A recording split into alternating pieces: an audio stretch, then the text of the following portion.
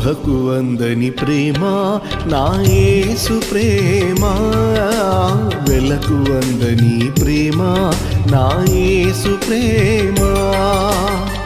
తరాలెన్ని మారినా యుగాలెన్ని గడిచినా జగన మారనిది యేసు ప్రేమ. తరాలెన్ని మారినా యుగాలెన్ని గడిచినా జగన మారనిది యేసు ప్రేమ. ప్రేమ ప్రేమ నా యేసు ప్రేమ, ప్రేమ ప్రేమ నా తండ్రి ప్రేమ, ప్రేమ ప్రేమ నా యేసు ప్రేమ, ప్రేమ ప్రేమ నా తండ్రి ప్రేమ. మందిరములోనికి రారండి, వందనీయుడేసుని చేరండి. మందిరములోనికి రారండి, వందనీయుడేసుని చేరండి. కలవరమైన కలతలు ఉన్నా, కలవరమైన కలతలు ఉన్నా తొలగిపోవును, ఆలయాన చేరను. కలుగు సుఖములు ఆ ప్రభుని వేడను. మందిరములోనికి రారండి, వందనీయుడేసుని చేరండి. దేవుని తేజస్సు నిలిచే స్థలమిది, క్షేమము కలిగించు ఆశ్రయపురమిది. దేవుని తేజస్సు నిలిచే స్థలమిది, క్షేమము కలిగించు ఆశ్రయపురమిది. వెంటాడే భయములైనా, వీడని అపజయములైనా, వెంటాడే భయములైనా, వీడని అపజయములైనా తొలగిపోవును, ఆలయాన చేరను. కలుగు సుఖములు ఆ ప్రభుని వేడను. మందిరములోనికి రారండి, వందనీయుడేసుని చేరండి. సత్యము బోధించు దేవుని బడిది, ప్రేమను చాటించు మమతల గుడిది. సత్యము బోధించు దేవుని బడిది, ప్రేమను చాటించు మమతల గుడిది. శ్రమల వలన చింతలైనా, శత్రువుతో చిక్కులైనా, శ్రమల వలన చింతలైనా, శత్రువుతో చిక్కులైనా తొలగిపోవును, ఆలయాన చేరను. కలుగు సుఖములు ఆ ప్రభుని వేడను. పరిశుద్ధుడవు నాయన, ప్రేమగల మా తండ్రి యేసయ్యా, మీకు వందనాలు. ప్రభువా, గడిచిన ఆదివారం నుండి ఈ సమయం వరకు మీ బిడ్డలమైన మా అందరినీ మీ రెక్కల కింద భద్రపరిచినందుకు వందనాలు. ప్రభువా, ఎంతోమంది పరిశుద్ధంగా జీవించాలని ప్రయత్నం చేస్తూ ఆయా సందర్భాలలో పడిపోతూ ఉన్నారు. దయచేసి వారిని క్షమించండి అయ్యా. నీకోసం కష్టమైన నష్టమైన ఓర్చుకునే బిడలుగా, నీకోసమే జీవించే బిడలుగా నాయన అందరూ ఉండడానికి సహాయం చేయండి అయ్యా. వేలాది మంది, లక్షలాది మంది, కోట్లాది మంది రక్షణ పొందాలి, నీ సన్నిధికి రావాలని నేను ఆశపడుతూ ఉంటే నాయన పదుల సంఖ్యలో రక్షణ పొందుతున్నారు అయ్యా. చాలా తక్కువ మందిలో నాయన నీ కోసం జీవిస్తూ ఉన్నారు అయ్యా. ప్రతి బిడ్డ నీ కోసం జీవించే బిడ్డగా మీరు చేయండి, ఎవ్వరూ నశించిపోకుండా చేయండి అయ్యా. ఈ సమయంలో ఎందుకు పనికిరాని నన్ను మీ సిలువ చాటును మరుగు చేసుకుని నాతో, నీ బిడ్డలతో, అందరితోనూ ప్రభా మీరే మాట్లాడి మమ్మల్ని ఆశీర్వదించమని యేసయ్య అతి పరిశుద్ధ నామమును అడిగి వేడుకొనుచున్నాము తండ్రి, ఆమేన్. దేవునికి స్తోత్రం. హల్లెలూయా, హల్లెలూయా. చాలా సంతోషం అండి. ఈరోజు దేవుని సన్నిధికి కూడి వచ్చిన దేవుని బిడ్డలందరికీ మరి ఒకసారి ప్రత్యేకంగా వందనాలు, అందరికీ వందనాలు. మరి గడిచిన వారం దేవుడు మనతో మాట్లాడినటువంటి మాటలు మనకు జ్ఞాపకం ఉన్నాయి. 2 ద్వారాలు, ఏమండి, 2 మార్గాలు కాదు, 2 ద్వారాలు. ఒక ద్వారమేమో ఇరుకుగా ఉంది, ఒక ద్వారమేమో విశాలంగా ఉంది. ఇరుకు ద్వారము పరలోక రాజ్యానికి ఉంది, విశాల ద్వారము నరకానికి ఉంది. చాలామంది ఎక్కడికి వెళ్తున్నారంటే విశాల ద్వారమున వెళ్ళిపోతూ ఉన్నారు. ఇరుకు ద్వారమున రావడానికి ఎవ్వరికి ఇష్టం అనేది లేదు. ఎందుకంటే ఆ ఇరుకు ద్వారములో పాపములు విడిచిపెట్టాలి, పరిశుద్ధంగా జీవించాలి, దేవునికి నచ్చినట్టుగా ఉండాలి. విశాల ద్వారమున ఎందుకు వెళ్తున్నారు అంటే వారికి నచ్చినట్టు వారు ఉండొచ్చు, బూతులు మాట్లాడచ్చు, చెడు చూడొచ్చు, చెడు చేయొచ్చు, ఎలాగైనా జీవించవచ్చు. కాబట్టి అనేక మంది వారికి నచ్చినట్టుగా జీవిస్తూ ఎక్కడికి వెళ్తున్నారంటే విశాల ద్వారమున వెళ్ళిపోతున్నారు. ఇప్పుడు ప్రియమైన దేవుని బిడ్డలారా, మరి దేవుని రాకడ సమీపంగా ఉన్నది, లేక మన పోకడ సమీపంగా ఉంది. కాబట్టి మనం అందరం ఏం చేయాలంటే ఇరుకు ద్వారమున ప్రవేశించడానికి భయభక్తులు కలిగి జీవించాలి. లేదు అంటే విన్న మాటలన్నీ వ్యర్థమైపోతాయి. ఎంత విన్నా ఒక రోజున విశాల ద్వారంలోనికి వెళ్ళి అక్కడ ఏడుస్తూ పండ్లు కొరుకుతూ ఉంటాం. దేవుని యొక్క మాటలు ధ్యానం చేద్దాం. అందరం కూడా ప్రకటన గ్రంథం, కొత్త నిబంధన గ్రంథంలో నుంచి ప్రకటన గ్రంథము 1వ అధ్యాయము 18వ వచనాన్ని మనం చదువుదాం. ప్రకటన గ్రంథం 1వ అధ్యాయము 18వ వచనం. అక్కడ రాయబడినటువంటి మాట, నేను మొదటివాడును కడపటివాడును జీవించువాడును మృతుడునైతిని గాని ఇదిగో యుగ యుగములు సజీవుడునై ఉన్నాను. చాలండి. హల్లెలూయా, హల్లెలూయా. ప్రియమైన దేవుని బిడ్డలారా, ఈరోజు మనం ప్రకటన గ్రంథము గురించి ధ్యానం చేయబోతున్నాం. ప్రకటన గ్రంథము చాలా ముఖ్యమైనది. అందరూ కూడా ఈ ప్రతి పదము కూడా చాలా చక్కగా వినాలి, దీవించబడతాం. ప్రకటన గ్రంథము చాలా ముఖ్యమైనది. బైబిల్ గ్రంథం అంతటికీ కూడా ముఖ్య ఆధారమైనటువంటి గ్రంథం.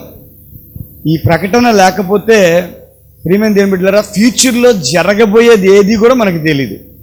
దేవుడు జరగబోయే ప్రతి విషయాన్ని ముందుగానే మనకు రాయించి ఉంచారు. ఇక్కడ చాలామంది లోకంలో సోది చెప్పడమో, చిలక జ్యోతిష్కులు చెప్పడమో, లేక 10 రోజులు అదవుద్ది, నెల రోజులు ఇదవుద్ది అని చెబుతుంటే మనం వారిని గొప్పవారుగా చూస్తాం.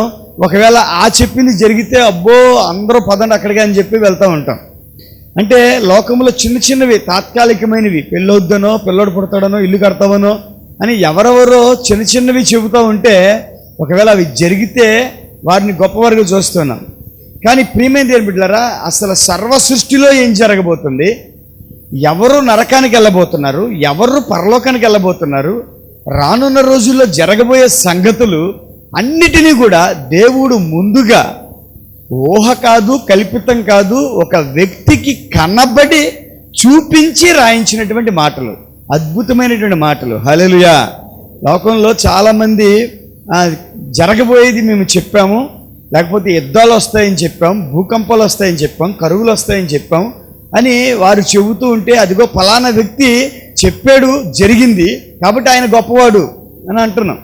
ప్రియమైన దేవుని బిడ్డలారా, ఒక్కసారి ప్రకటన గ్రంథాన్ని కనుక మీరు చదివితే, ప్రకటన గ్రంథంలో ఉన్న ప్రతి వచనాన్ని మీరు చదివితే, ఈ భూమి మీద ఎవడు ఏం చెప్పినా దీని ముందు అవి ఏది పనికిరావు అనమాట.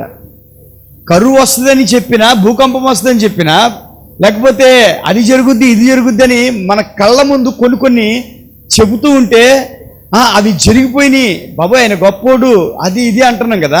ఒక్కసారి ప్రకటన గ్రంథాన్ని మీరు చదవండి. ప్రియమైన దేవుని బిడ్డలారా, ఇందులో రాయబడిన ప్రతి మాట ఈ లోకములో ఎవరో ఏదో చెప్పారంటున్నారు కదా, ఏది పనికిరాదనమాట. ఎందుకంటే సాక్షాత్తు దేవుడే ఒక వ్యక్తికి ప్రత్యక్షమై జరగబోయేవన్నీ తేటగా చూపించి, ఇదిగో నువ్వు పుస్తకంలో రాయి, నా బిడ్డలకి చదివి వినిపించు, చూపించు అని క్లియర్గా దేవుడే రాయించినటువంటి మాటలు. అర్థమవుతుందండి. దేవుని చిత్తమైతే ప్రకటన గ్రంథాన్ని మనం కొన్ని వారాలు ధ్యానం చేద్దాం. ప్రకటన గ్రంథాన్ని. ప్రకటన అంటే ఏంటి, అసలు ప్రకటన అంటే ఏంటి? ప్రకటన దండోర ఏంటి అంటారు. పంచాయతీలో ఏదన్నా ఒక కొత్త విషయం వచ్చిందనుకోండి, దాన్ని ప్రజలకు తెలియచేయాలంటే ఏం చేస్తారు? దండోర డప్పోడు తీసుకొచ్చి పూర్వకాలంలో ఇందు మూలంగా గ్రామ ప్రజలందరికీ తెలియజేయనదేమనగా అంటారా, ఇంటి పన్నులు కట్టండి లేదంటే మీ పంపు కట్ చేస్తాం. అంటే ఒక కొత్త విషయాన్ని తెలియచేయాలి, లేదంటే ఏదైనా సమాచారాన్ని తెలియచేయాలన్నప్పుడు దాన్ని ప్రకటిస్తారు. ప్రకటించారు అంటే అది వాస్తవము. అర్థమవుతుందండి? ప్రకటించమన్న వ్యక్తి, ఒక అధికారి ఏదైనా ఒక విషయాన్ని ప్రకటించమన్నాడంటే అది వాస్తవం.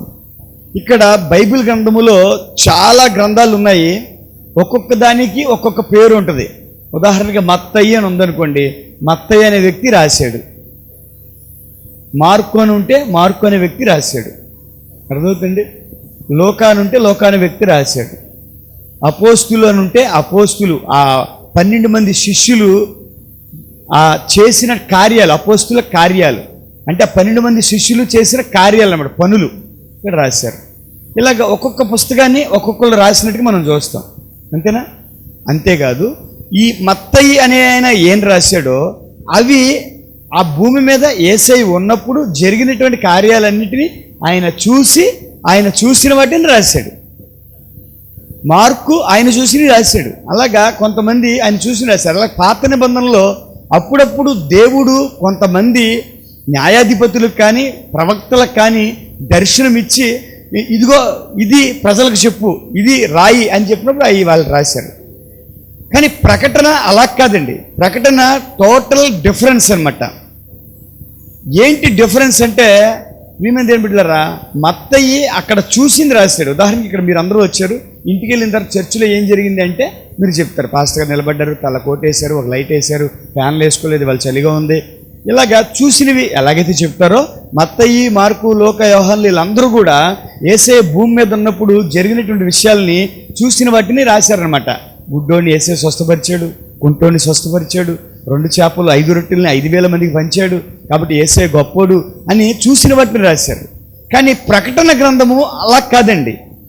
చూసినవి రాశాడు, కానీ ఏంటి అవి చూసినవి అంటే అప్పుడు జరుగుతున్నాయి కాదు, జరగబోయే వాటిని దేవుడే ప్రత్యక్షమయ్యి క్లియర్గా చూపించి, ఇదిగో ఇది రాయి, ఇది ఫ్యూచర్లో జరగబోతుంది. అర్థమవుతుందండి? జరగబోయే దానిని ముందుగానే రాయించారు. మనం కూడా రోడ్డు అమ్మట సోది చెబుదాం అని వెళ్తున్న వాళ్ళని రా అని పిలుస్తామా? పిలిచి ఏమని అడుగుతాం? దామ్మా సోది చెప్పా అంటాం. ఆ అమ్మాయి ఆల్రెడీ ఏమంది? నేను సోది చెబుతా అంది. మనమేమన్నాం? సోది చెప్పా అన్నాం. దాన్ని 10 సార్లు అనండి సోది అని. ఎవడైనా మనకు వచ్చేదని చెబుతుంటే రే సోది చెప్పక వెళ్ళకరా అంటాం. సోది అంటే ఏంటి? సొల్లు మాటలు, వేస్ట్ మాటలు, పనికిమాల మాటలని. అంతేనా? సోది అంటే ముఖ్యమైన మాటలా? అరే నాకు సోది చెప్పకరా వెళ్ళరా అంటే దాని అర్థం ఏంటి? ముఖ్యమైన మాటలు చెప్పకరా వెళ్ళరా అని అర్థమా? అలాగా ఆవిడ ఏదో రోడ్డు అమ్మటి వెళ్తూ సోది చెబుతా అంటే దామ్మా సోది చెప్పు అంటాం. ఆవిడ సోదే అని అబద్ధం లేకుండా తేటగా క్లియర్గా చెప్పింది, నేను సోదే చెబుతా, సొల్లే చెప్తానని. మీరు కూడా సోదే చెప్పు అన్నారు. కానీ మనసులో ఏమనుకుంటున్నారంటే ఇది జరగబోయేది చెప్పేస్తుంది, జరగబోయింది చెప్పేస్తుంది అని మనసులో అనుకుంటున్నారు. ఈ తేటగా నేను అబద్ధాలు చెబుతాను, సొల్లు మాటలు చెప్తాను అని ఆవిడ తిరుగుతూ ఉంది. మీరు అలాగే పిలిచారు. కానీ మనసులో మాత్రం ఫీలింగ్ ఏంటి? జరిగిపోయింది చెప్పేస్తుంది, జరగబోయేది చెప్పేస్తుంది. దేవుళ్ళే ఏంటండి జరగబోయేది చెప్పడానికి? జరిగిపోయింది చెప్పడానికి దేవుళ్ళే ఏంటి? ప్రియమైన దేవుళ్ళారా, దేవుడే ఇక్కడ డైరెక్ట్గా జరగబోయేదని చెప్తున్నాడు. ప్రియమైన దేవుళ్ళారా, మన భవిష్యత్తు ఎలా ఉండబోతుంది, నువ్వు ఎలా జీవిస్తే నీ భవిష్యత్తు ఎలా ఉంటుంది, నువ్వు ఎలా ఉంటే నీ భవిష్యత్తు ఎలా ఉంటుంది, తర్వాత నువ్వు పరలోకానికి ఎలా వెళ్తావు, లేక నరకంలోకి ఎలా వెళ్తావు, పరలోకంలో ఎలా ఉంటుంది, నరకంలో ఎలా ఉంటుంది, అసలు ఈ సంఘాల పరిస్థితి ఏంటి, ప్రియమైన దేవుళ్ళారా సాతాను పరిస్థితి ఏంటి, అంత తేటగా చూపించాడు. అసలు పరలోకం ఎలా ఉంటుంది, పరలోకంలో సింహాసనం ఎలా ఉంటుంది, దాని మీద దేవుడు ఎలా ఉంటాడు, అక్కడ ఎవరెవరు ఉంటారు అసలు పరలోకంలో, అన్నీ కూడా తేటగా చూపించాడు. ఈ రోజున ప్రకటన గ్రంథ వివరణ మనం ధ్యానం చేయబోతున్నాం. అందులో మన యొక్క అంశం ఏమిటంటే, ఈ పూట నేను మొదటివాడును, నేను కడపటివాడును, నేను జీవించువాడును. ఈ పదాలకి అర్థాలు ఒకసారి చూడండి. ఇలా ఎవరైనా చెప్పగలరా?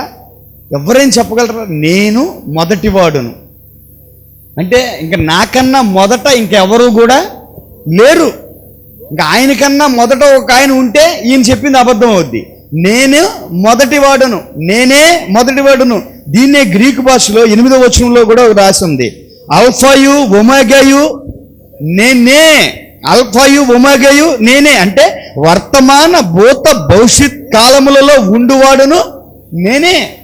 అంటే మొదటివాడును నేనే, చివరి వాడును కడపటి వాడును నేనే.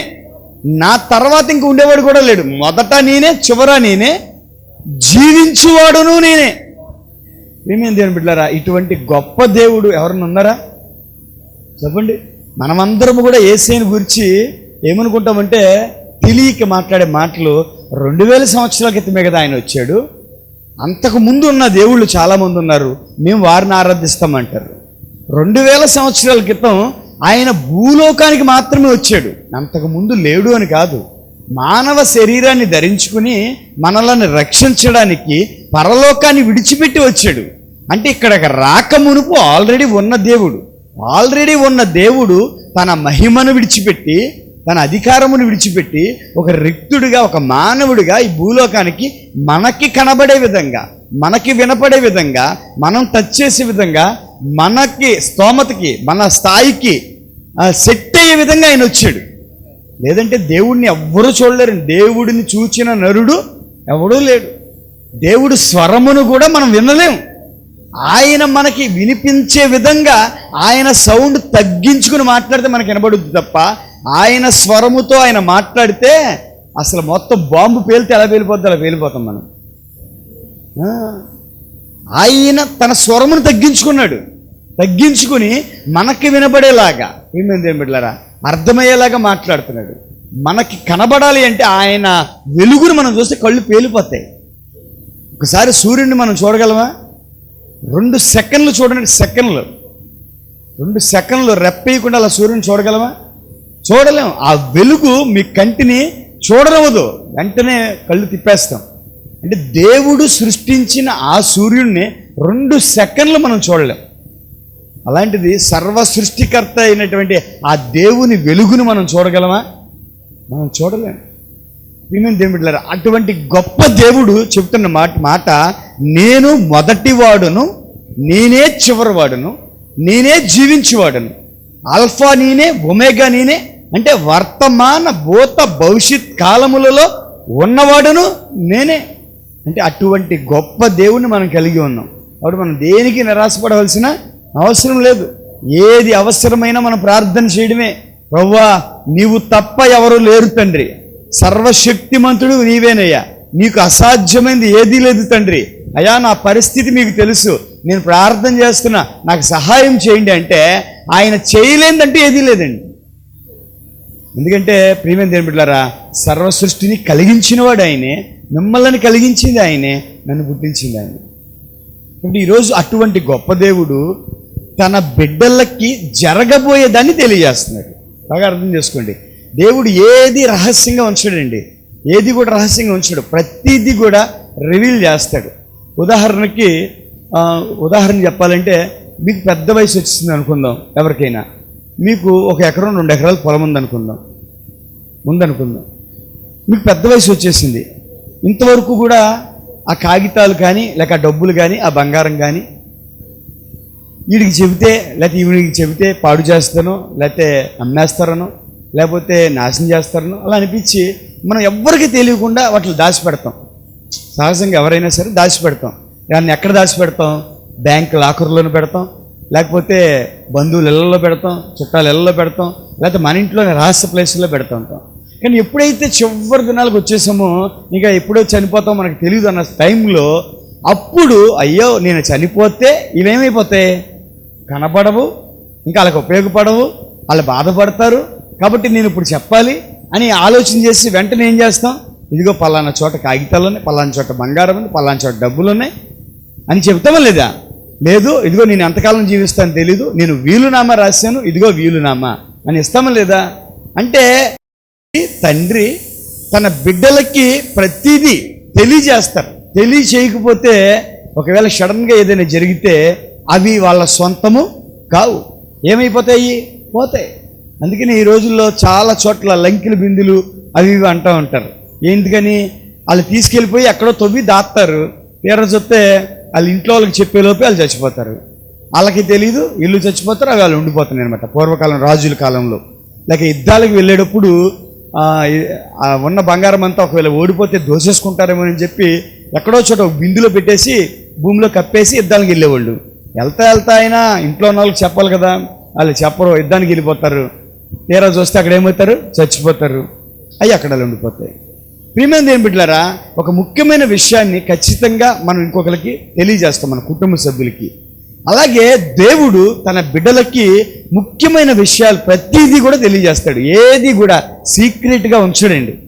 ఏది సీక్రెట్గా ఉంచి మనల్ని మాయలో ఉంచి తెలియకుండా చేసే దేవుడు కాదు. ప్రతిదీ తెలియజేస్తాడు.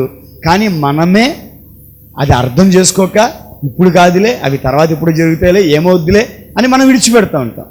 ఇప్పుడు యేసుక్రీస్తు ప్రభువారి ద్వారా తండ్రి అయిన యెహోవా అనేక విషయాలు మనకు తెలియజేశాడు. ప్రకటన అంటే తెలియజేయడం. దీనికి మరి ఒక పేరు ప్రత్యక్షత. ప్రత్యక్షపరచబడడం. ప్రత్యక్షత అంటే చూపించడం. ప్రకటన ఎవరు రాశారు, ఎవరితో రాయించారు, ఎవరు చెప్పారు అనే విషయాలు మనం ఆలోచన చేస్తే, తండ్రి అయిన యెహోవా ఎవరండి? తండ్రి అయిన యెహోవా కుమారుడైన యేసుక్రీస్తు ద్వారా, నాన్న నువ్వు వెళ్ళి జరగబోయేవన్నీ చెప్పించు అని తండ్రి అయిన యెహోవా కుమారుడైన యేసుక్రీస్తు ద్వారా తన శిష్యుడైనటువంటి యోహానుకి తెలియజేసినటువంటి మాటలు. యేసుక్రీస్తు ప్రభువారికి 12 మంది శిష్యులు ఉన్నారు. 12 మంది శిష్యుల్లో ఒకడు అయినటువంటి యోహాను గారు యేసయ్య చనిపోయిన తర్వాత, తిరిగి లేచిన తర్వాత, ఆయన ఆరోహణం అయిపోయిన తర్వాత కొన్ని సంవత్సరాలకి ఆయన చేస్తున్నటువంటి సేవకి అక్కడ ఉన్నటువంటి ఆ రోమా సైనికులు, రోమా సామ్రాజ్యము వారిని తీసుకుని వెళ్ళి పద్మాసు అనే ద్వీపంలో వేసేశారు. అంటే ఒక జైల్లో వేసారు. మనందరికీ తెలుసు అండమాన్ జైలు అంటాం. పూర్వ దినాల్లో బ్రిటిష్ వారి కాలంలో అండమాన్ జైలు అంటే అది చాలా ఘోరమైనది. బాగా స్వాతంత్ర సమరయోధులను కానీ, గజ దొంగలను కానీ, బందిపోటులను కానీ వారు ఏం చేసేవారంటే సముద్రంలో ఎక్కించుకుని తీసుకెళ్ళిపోయి అక్కడ వేసేసేవారు. అంతే, ఆ ద్వీపంలో వదిలేసేవాళ్ళు. అక్కడి నుంచి ఈదుకుంటూ రావడానికి అవదు. ఒకరోజు ఈదే పట్టుకల్లా శక్తి అయిపోద్ది, ఆకలి వేస్తుంది, అక్కడే చచ్చిపోతాడు. ఎటు చూసినా సరే మొత్తం సముద్రమే. ఆ ద్వీపంలో అలా వదిలేసేవాళ్ళు అనమాట. తర్వాత అక్కడ బిల్డింగ్లా కట్టి, ఆ గోడల్లా కట్టి ఆ జైల్లో అందులో వేస్తున్నారు. అండమాన్ జైలు అంటారు. అలాగే ఆ రోజుల్లో పద్మాసు అనేటువంటి ఒక ద్వీపం ఉంది. ఆ ద్వీపములో ఈ యోహాను గారిని తీసుకుని వెళ్ళి ఆ జైల్లో వేశారు.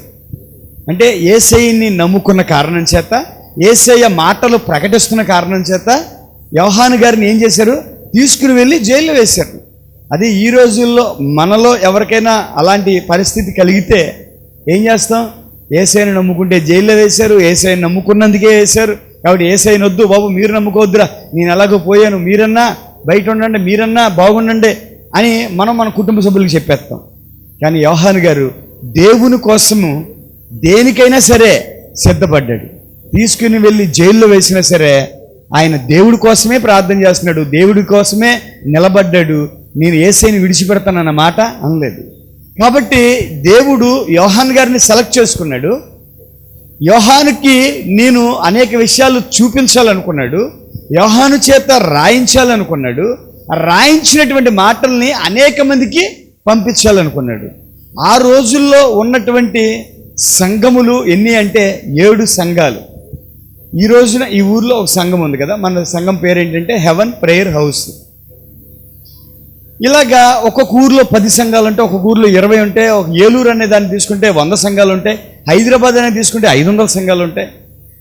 ఇక్కడ దేవుడు ఒక ఊరిలో ఉన్న సంఘములు అన్నిటినీ కలిపి ఒక సంఘంగా మాట్లాడుతూ, అలాగే 7 సంఘాలకి 7 పత్రికలు రాయించాడు అనమాట. అంటే 7 లెటర్లు. మనం రాసేవాళ్ళం కదా పూర్వకాలం దినాల్లో, ఇచ్చట నేను కుశలమే, నీవు వచ్చట కుశలమని నేను తలుస్తూ ఉన్నాను. గుర్తున్నాయా లెటర్లు? అందరం కూడా 15 వయసులు పెట్టి ఇంగ్లాండ్ కార్డు కొనుక్కుని దానిలో రాసేవాళ్ళం.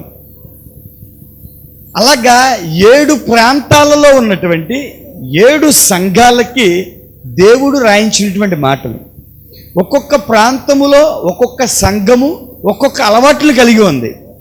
ఒక సంఘము మంచి అలవాట్లు కలిగి ఉంటే ఒక సంఘము చెడ్డ అలవాట్లు కలిగి ఉంది, ఇంకో సంఘము మంచి చెడు రెండు కలిగి ఉంది, ఒక్కొక్క సంఘము నామకార్థము సంఘంగా ఉంది. ఇలాగ దేవుడు తన బిడ్డలకు ఏదైతే తెలియచేయాలనుకున్నాడో, ఆ సంఘాలకు ఏదైతే తెలియచేయాలనుకున్నాడో, పరలోకం గురించి తెలియచేయాలనుకున్నాడో, నరకం గురించి తెలియచేయాలనుకున్నాడో, అక్కడ దేవుడి గురించి తెలియచేయాలనుకున్నాడో, ప్రతిదీ కూడా ఈ యోహాను గారికి చూపించి రాయించినటువంటి మాటలు. దేవునికి స్తోత్రం, హల్లెలూయా. చూద్దాము, ఈ 1వ అధ్యాయము 1వ వచనాన్ని మీరు చూస్తే మనకు కనబడుద్ది. యేసుక్రీస్తు తన దాసులకు కనపరచుటకు, ఒక పాయింట్ బిట్టిగా మనం వివరిస్తే అర్థమవుద్ది. యేసుక్రీస్తు తన దాసులకు అంటే తన బిడ్డలకు కనపరచుటకు ఎవరిచ్చారు అవకాశం? దేవుడు ఆయనకు అనుగ్రహించిన ప్రత్యక్షత. దేవుడు అనుగ్రహించాడు అంటే తండ్రి అయిన యెహోవా అనుగ్రహించిన ప్రత్యక్షత యేసుక్రీస్తు ప్రభువారు తన దాసులకి కనపరుస్తున్నాడు అనమాట. ప్రత్యక్షత అన్న దాని మీద అక్కడ నెంబర్ 2 అని వేస్తుంది. కింద ఫుట్ నోట్లో మనం చూస్తే అక్కడ కనబడుద్ది ఏమని? ప్రకటన. ప్రత్యక్షత అంటే ప్రకటన. అంటే ఇప్పుడు యేసుక్రీస్తు ప్రభువారు ప్రకటిస్తూ ఉన్నాడు అనమాట. ఇది జరగబోతుంది, ఇలా జరగబోతుంది, మీ భవిష్యత్తు ఎలా ఉండబోతుంది. మనం కూడా కొన్నిసార్లు వెళ్ళి పూర్వ దినాల్లో యేసయ్య నమ్ముకోక మునుపు చేయి చూపించి, జాతకం చూపించి ఎలా ఉండబోతుంది అని అడిగేవాళ్ళం.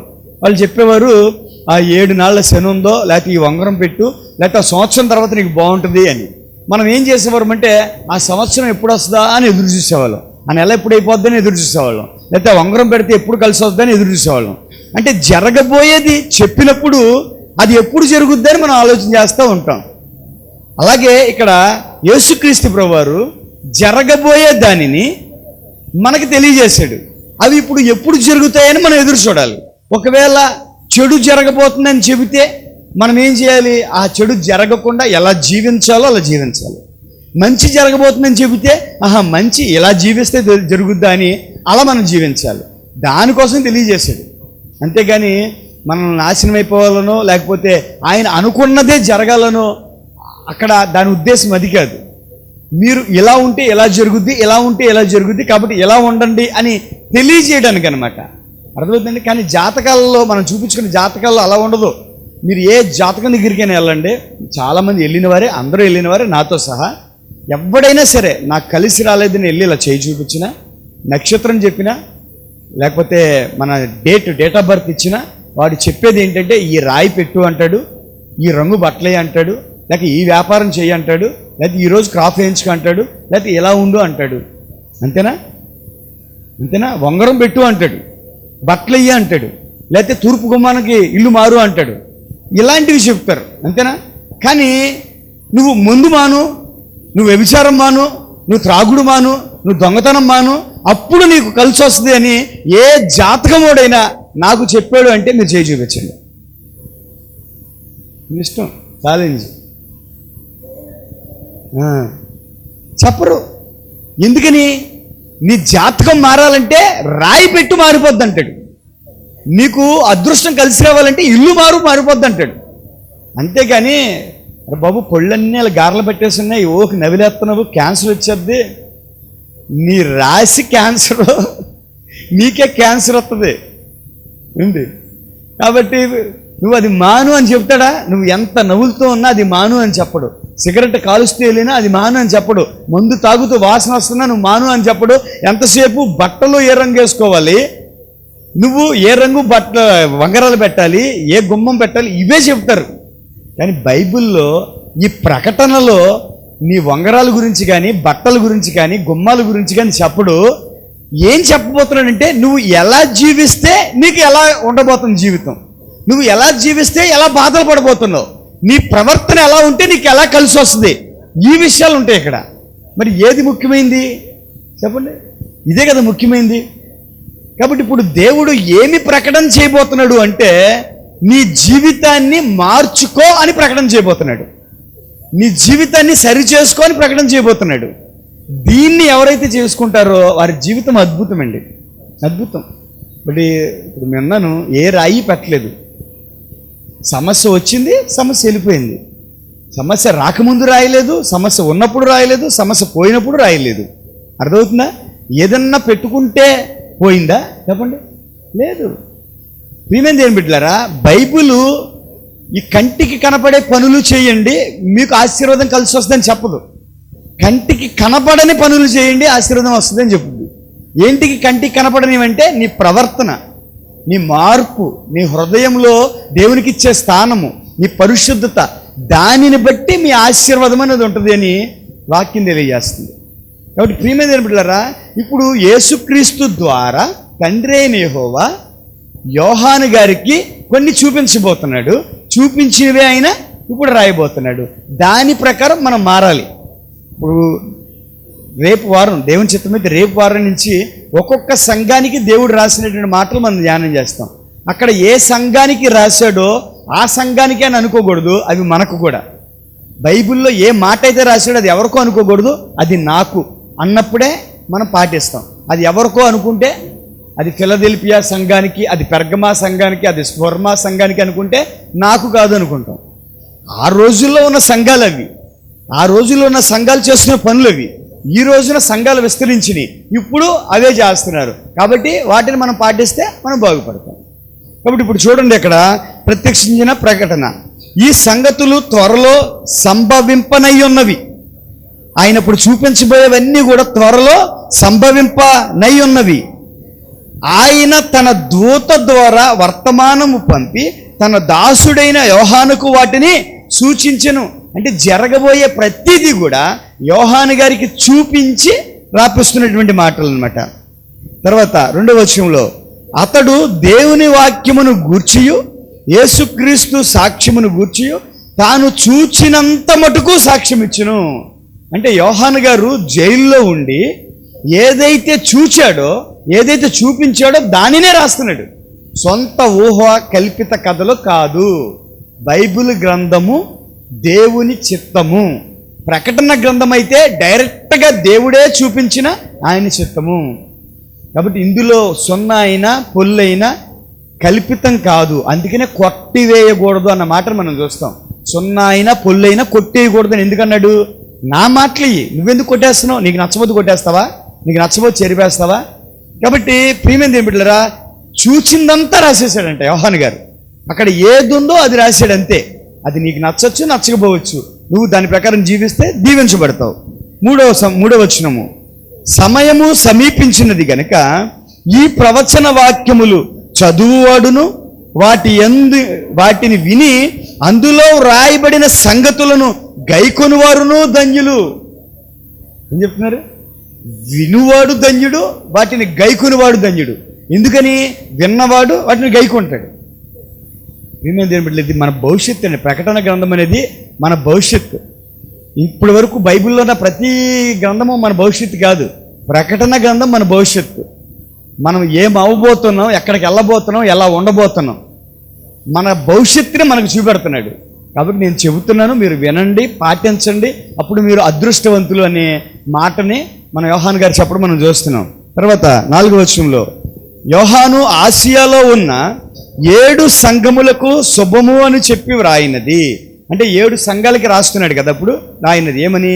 వర్తమాన భూత భవిష్యత్ కాలములలో ఉన్నవాని నుండి ఆయన సింహాసనము ఎదుటనున్న 7 ఆత్మల నుండి నమ్మకమైన సాక్షియు మృతులలో నుండి ఆది సంభూతుడిగా లేచిన వాడును భూపతులకు అధిపతియున అయిన యేసుక్రీస్తు నుండి కృపా సమాధానములు మీకు కలుగునుగాక.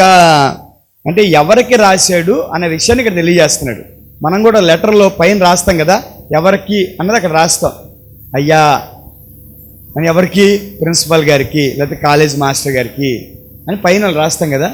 నెక్స్ట్ లాస్ట్లో ఎవరు రాశాడో ఇట్లు మీ దాసుడు అని రాస్తాం. అలాగే ఇక్కడ ఎవరికి రాస్తున్నాడు? 7 సంఘాలకి, ఆసియా ఖండములో ఉన్న 7 సంఘాలకి. ఎవరి ద్వారా రాస్తున్నాడు? యేసుక్రీస్తు ప్రభువారు చూపించినాడు కాబట్టి ఆయన ద్వారా నేను రాస్తున్నాను అని చెప్పి రాయడం జరిగింది. తర్వాత 6వ వచనంలో పాయింట్ అండర్లైన్ చేసుకోండి. మనలను ప్రేమించుచు తన రక్తము వలన మన పాపముల నుండి మనలను విడిపించిన వానికి మహిమయు ప్రభావములు యుగ యుగములు కలుగునుగాక. ఏంటంట? మనలను ప్రేమించుచు తన రక్తము వలన మన పాపములకు విడుదలిచ్చాడు. అటువంటి గొప్ప దేవునికి మహిమ కలుగును గాక అంటున్నాడు. హల్లెలూయా. ఈ రోజున మిమ్మల్ని కానీ నన్ను కానీ ప్రేమించేవారు ఉంటారు, కానీ ప్రేమించి రక్తాన్ని పెట్టేవారు ఉండరు. అర్థమవుతుందా? ప్రేమించే వాళ్ళు ఉంటారు. ఐ లవ్ యూ అన్న మాట అనేక చోట్ల మనం చూస్తాం, నేను నిన్ను ప్రేమిస్తున్నానని. ప్రేమిస్తున్న వారు ఉంటారు, కానీ ప్రాణం పెట్టేవారు ఉండరు. ఉంటారా? ఉండరు. ప్రాణం పెట్టేవారు ఉండరు, రక్తం కార్చేవారు ఉండరు, నీకోసం బలైపోయేవారు ఉండరు. కానీ యేసుక్రీస్తు ప్రభువారు ప్రేమించి ఎంత ప్రేమిస్తున్నాడో చూపించాడు. ఇదిగో ఎంత ప్రేమిస్తున్నా, ఎంత, ఇదిగో చచ్చిపోయాడంతా. నిన్ను ఎంత ప్రేమిస్తున్నానంటే నిన్ను నేను నరకానికి పంపించకుండా నీ ప్లేస్లో నీ పాపమునంతా నా మీద వేసుకుని నేను చచ్చిపోయేటంతగా నేను ప్రేమిస్తున్నాను అన్నాడు. అంతగా ఎవరైనా ప్రేమించగలరండి మనల్ని? ఈ లోకంలో ప్రేమలు కూడా కొన్ని చావులు కనబడుతున్నాయి, కానీ అది స్వార్థమైనటువంటి చావులు. ఆమె నాకే దక్కాలి, ప్రేమిస్తావా చచ్చిపోనా, ప్రేమిస్తావా చచ్చిపోనా, లేదా చంపేనా. అర్థమవుతుందండి? అంటే స్వార్థం, దక్కించుకోవాలి, లేదంటే దక్కలేదు కాబట్టి చచ్చిపోవాలి. ఇది ఆ ఒక్క మనిషికి సంబంధించిన మరణం, స్వార్థంతో కూడిన మరణం. కానీ యేసుక్రీస్తు ప్రభువారి మరణం భూమి మీద ఉన్న అందరికీ సంబంధించిన మరణం, స్వార్థము లేని మరణం, మన దగ్గర ఏమీ ఆశించకుండా చనిపోయిన మరణం. మనల్ని ఆయన ఏమైనా అడిగాడా? 1,00,000 రూపాయలు ఇవ్వను నీకోసం చచ్చిపోతానని, నీ దగ్గర ఏదో ఉంది కదా ఇవ్వి నేను చచ్చిపోతాను అన్నాడా? మన దగ్గర ఏమీ ఆశించకుండా, రూపాయి బిళ్ళ ఆశించకుండా నిన్నుగా ప్రేమించిన వారు ఎవరైనా ఉన్నారు అంటే అది యేసయ్య మాత్రమే. హల్లెలూయా, హల్లెలూయా. ఈ లోకంలో ఎవరైనా నిన్ను ప్రేమిస్తే నీ అందాన్ని చూసి ప్రేమిస్తారు, నీ డబ్బును చూసి ప్రేమిస్తారు, లేదంటే నీ బంగారాలు ఆస్తులు చూసి ప్రేమిస్తారు. అవి ఒక రోజు లేవు అంటే విడిచిపెడతారు. కానీ యేసయ్య నీ దగ్గర ఏదీ లేదని తెలిసినప్పుడే, నువ్వు బెకారివి అని తెలిసినప్పుడే, నువ్వు నరకానికి వెళ్ళేవాడివి అని తెలిసినప్పుడే దేవుడు నిన్ను ప్రేమించాడు. అంటే ఇది స్వార్థము లేని ప్రేమ, కల్మషము లేని ప్రేమ. అందుకనే ఆ పాయింట్ మిమ్మల్ని అండర్లైన్ చేసుకోమన్నాను. ఎంత మంచి మాట అంటే, ప్రేమ దేవుడిలారా, మనలను ప్రేమించుచు తన రక్తము వలన మన పాపముల నుండి విడిపించాడు అనమాట. మన పాపముల నుండి విడిపించాడు, అంతగా మనల్ని ప్రేమించాడు, మనల్ని నరకానికి వెళ్ళనివ్వకుండా. తర్వాత వచ్చిందని మనం చూస్తే, మనలను తండ్రియగు దేవునికి ఒక రాజ్యముగాను యాజకులుగాను చేసెను. యేసుక్రీస్తు ప్రభువారు తండ్రి అయినటువంటి యెహోవాకి మనల్ని ఒక రాజ్యముగా చేసి అప్పగించాడు. ఇదిగో నీ బిడ్డ అని తీసుకెళ్ళి అప్పగించాడు. ఇదిగో తప్పుపోయిన నీ బిడ్డ, నీవు ఏ చేతులతో అయితే చేసావో ఆ బిడ్డ తప్పుపోయాడు, పాపం అంటించుకున్నాడు, వికృత రూపంలోనికి అయిపోయాడు. నేను నీ పక్షంగా వెళ్ళా, తన వికృత రూపాన్ని తీసివేశాను, తన పాపాన్ని కడిగివేశాను, పరిశుద్ధపరిచాను. ఇదిగో నీ కుమారుడు, ఇదిగో నీ రాజ్యము, నీ యాజకుడు ఇదిగో అని చెప్పి తీసుకుని వెళ్ళి తండ్రికి అప్పగించాడు. ప్రియమైన దేవుని బిడ్డలారా, మనం చాలాసార్లు చూస్తూ ఉంటాం, ఏదైనా మీ ఇంట్లో తప్పిపోయింది అనుకోండి, ఒక కుక్క పిల్ల, కోడి పిల్ల ఏం తప్పిపోతే ఎవరికైనా దొరికిందా అని అడుగుతూ ఉంటాం. మనం కొద్దిసేపు అయిన తర్వాత సాయంత్రానికి ఎవరో ఒకళ్ళు, ఇదిగోండి మీ కుక్క అక్కడ తిరుగుతుందని తీసుకొచ్చేస్తే మనకు ఆనందంగా ఉంటుందా ఉండదా? అది పోయినంతసేపు బాధే కదా.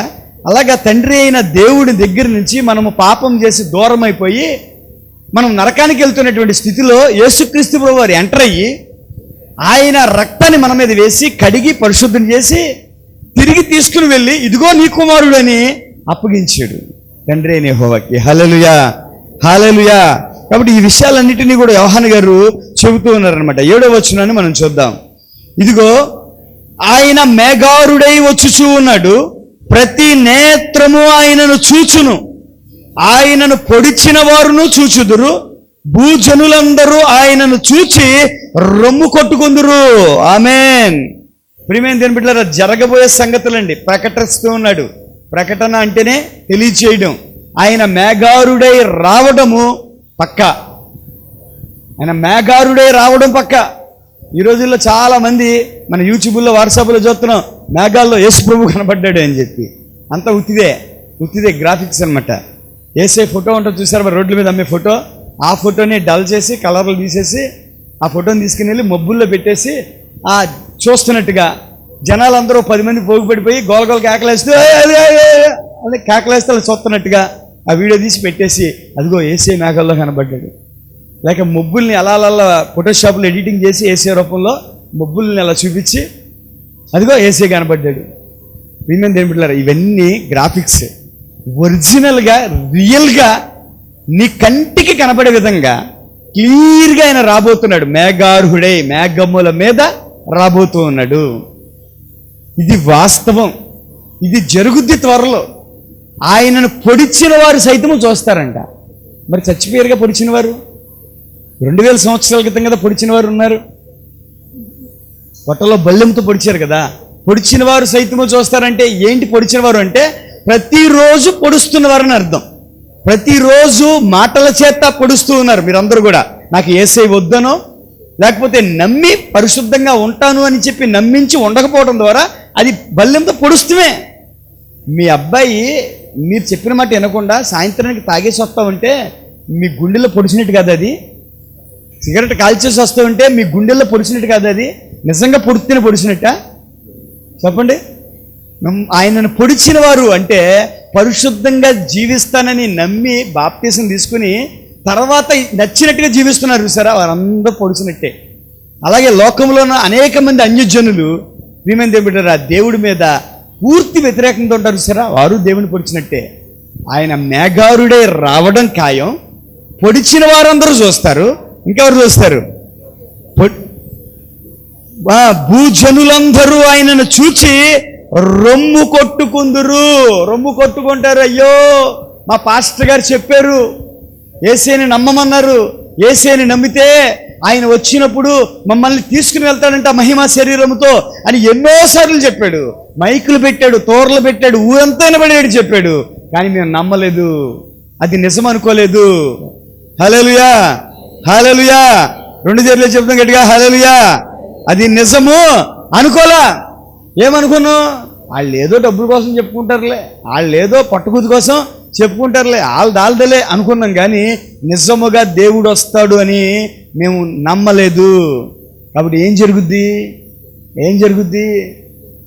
ఒక ఇంటిలో భర్త దేవుణ్ణి నమ్ముకుని భార్య దేవుణ్ణి నమ్ముకోకపోతే ఆయన మేఘారుడే వచ్చినప్పుడు భర్త మహిమా శరీరముతో వెళ్ళిపోతూ ఉంటే భార్య అక్కడ విడిచిపెట్టబడితే అప్పుడు రొమ్ము కొట్టుకుంటుంది. ఎవరు రక్షిస్తారు నన్ను? అయ్యో నా భర్త వెళ్ళిపోతున్నాడు, నా బిడ్డ వెళ్ళిపోతున్నాడు, మా కుటుంబ సభ్యులు వెళ్ళిపోతున్నాడు, నేను ఎక్కడ ఉండిపోయా, నన్ను ఎవరు రక్షిస్తారు? రొమ్ము కొట్టుకుంటారంట భూజనులందరూ కూడా. జరగబోయే వాస్తవాలండి. అక్కడ ఏంటి? గేద కుక్కను కందే, కుక్క పిల్లిని కందే, రాయ పాలు తాగింది. ఇవి కాదండి, ఇవి కాదు యేసయ్య చెప్పేది. వాటి వల్ల కుక్క పిల్లిని కంటే నష్టం ఏంటి మనకి? పిల్లి ఎలకన కంటే మనకి నష్టం ఏంటి చెప్పండి? జరగబోయే చెప్పారు. ఇదిగో నిజంగా కందే, ఒకవేళ కందే, కుక్కే పిల్లిని కందనుకుందాం. ఏంటి నీకు నష్టం వచ్చిందా? రాయే పాలు తాగింది, నీకు నష్టం వచ్చిందా చెప్పండి? ఎవరో భర్త చచ్చిపోయినాడు, ప్రపంచాన్ని ఏళ్తున్నారు, నీకు నష్టం వచ్చిందా? ప్రియమైన దేవుళ్ళారా, భవిష్యత్ అంటే అది కాదండి. భవిష్యత్ అంటే నీకు కలిగే లాభము లేక నీకు కలిగే నష్టం, అది చెప్పడం భవిష్యత్తు. నీకు నష్టం ఏ విధంగా రాబోతుంది, నీకు లాభం ఏ విధంగా రాబోతుంది, అదిగో వాటిని తప్పించుకోవాలంటే ఏం చేయాలి, అది తెలియచేయడం, అది భవిష్యత్ అంటే. అర్థమవుతుందండి? ఈరోజు ఇక్కడ క్లియర్గా తెలియజేస్తున్నాడు. భూజనులందరూ రొమ్ము కొట్టుకుంటారు, ఆయన రాబోతూ ఉన్నాడు. ఒక రోజు వాస్తవం, ఖచ్చితంగా ఆయన వస్తాడు. నువ్వు చూస్తావు, నువ్వు మిగల్చబడతావు. ఇక్కడ నువ్వు మిగల్చబడతావు. అనేక మంది వెళ్ళిపోతారు.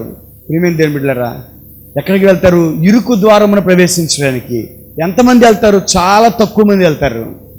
అప్పటికి మరణించిన వారిలో కొంతమంది, జీవించిన వారిలో కొంతమంది, మిగిలిన వారందరూ ఏమైపోతారు? ప్రియమైన దేవుని బిడ్డలారా, కాబట్టి ప్రియమైన దేవుని బిడ్డలారా, ఈ ప్రకటన గ్రంథము అసలు మీరు ఇంటికి వెళ్ళి ప్రతిరోజు 1 అధ్యాయం 2 అధ్యాయాలు చదివేయండి. అర్థమయ్యే వరకు చదువుతూ ఉండండి. నేను ప్రతి వారం నేను ప్రకటిస్తూ ఉండగా, వివరించి చెప్తూ ఉండగా మీరు చదువుతారు కాబట్టి ఆల్రెడీ మరలా మీకు అర్థమవుద్ది అన్నమాట, ఈజీగా అర్థమవుద్ది. ఒకేసారి ఇక్కడికి వచ్చి మనం చదవడం కన్నా మీరు ఇంటికాడ కూడా ధ్యానం చేస్తే ఇంకా చాలా బాగుంటుంది. కాబట్టి ప్రియమైన దేవుని బిడ్డలారా, ఈ సీతారామపురంలో ప్రతి బిడ్డని రక్షించాలని ఆయన ఆశ. ప్రతి ఒక్కరిని ఈ ఊరు మాత్రమే కాదు, ఈ చుట్టుపక్కల ఉన్న వారిని, ఈ చుట్టుపక్కల మాత్రమే కాదు, భూమి మీద ఉన్న వారిని, ప్రతి బిడ్డను రక్షించాలని ఆయన ఆశ. ప్రతి బిడ్డ ఎవరి బిడ్డ అంటే ఆయన బిడ్డే. ఆయనే కన్నాడు, ఆయనే రూపం ఇచ్చాడు, ఆయనే ప్రాణాన్ని ఇచ్చాడు. ఆయనను విడిచిపెట్టి తప్పి తిరుగుతూ ఉన్నారు. కాబట్టి రక్షించాలని ప్రతి ఊర్లో ఒక సంఘాన్ని ఏర్పాటు చేశాడు, ప్రతి ఊర్లో ఒక సేవకుడిని ఏర్పాటు చేశాడు. అదుగో ఆ జరగబోయే వాటిని యోహాను గారికి చెప్పి, ఆ యోహాను గారు రాసిన వాటిని ఇప్పుడు ఈ సేవకుడు చెప్పి ప్రతి వ్యక్తికి తెలియజేస్తున్నాడు. ఎవరైతే భవిష్యత్తు తెలుసుకుంటారో, ఎవరైతే మారుతారో వారి భవిష్యత్తు నిజంగా బాగుంటుంది.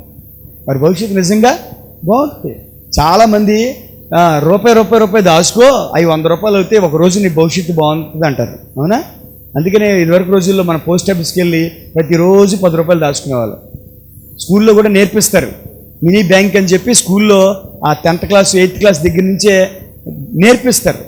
ఏమని? రోజు మీ ఇంట్లో 2 రూపాయలు ఇస్తారు కొనుక్కోవడానికి, 1 రూపాయి మా దగ్గర దాచుకోండి, మీకు ఒక పుస్తకం ఇస్తాను, ఆ రూపాయి ఇక్కడ దాచుకుంటే నెలకు ఎంత అయిందో మేము రాస్తాం, మీకు ఎప్పుడైనా పుస్తకం అవసరమైనప్పుడు 10 రూపాయలు తీసుకోండి, ఇందులో మళ్ళీ ఎంత ఉందో రాస్తామని స్కూల్లో ఉన్నప్పుడే రూపాయి దాచుకోండి అని చెప్పి నేర్పిస్తారు. ఎందుకంటే భవిష్యత్తు బాగుంటుందండి.